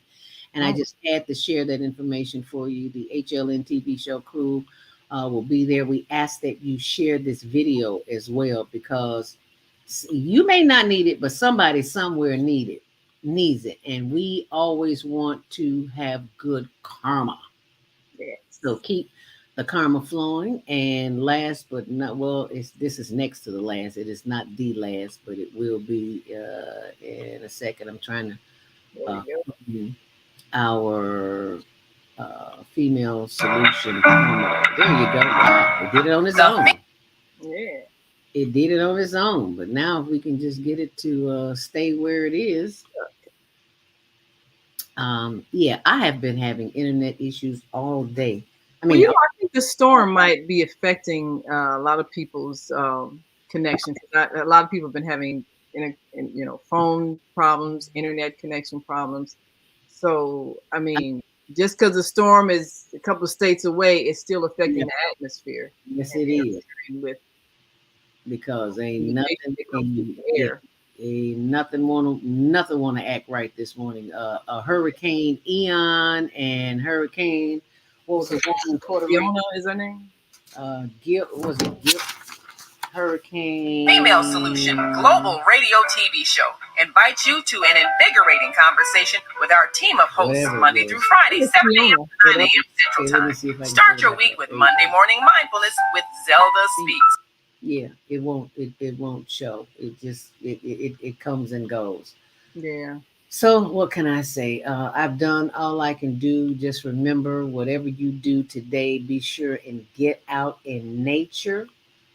I am about to go have my Monday morning walk because an 88-year-old woman told me, said, a body in motion stays in motion. Tuesdays, self-cell care with Jody Susan. Wednesdays, repairing broken families with Naima Latif and co-host Kareem Hamid. Okay. Thursdays, soulful solutions with Dr. Debbie Green. And Fridays, with Beata. Saturdays, tune in 12 noon to 2 p.m. Central Time. First Saturday, Success Strategies with Jana. Second Saturday, Wendy Williams Esquire on relationships. Third Saturday, Move Around with Deborah. And fourth Saturday, Wisdom with Mama D. Join us Sundays, 7 p.m. to 9 p.m. Central Time for Soul Purpose Healing with Beata. Call in and comment 515-605-9325. Press 1 to speak to the host and be a part of the solution.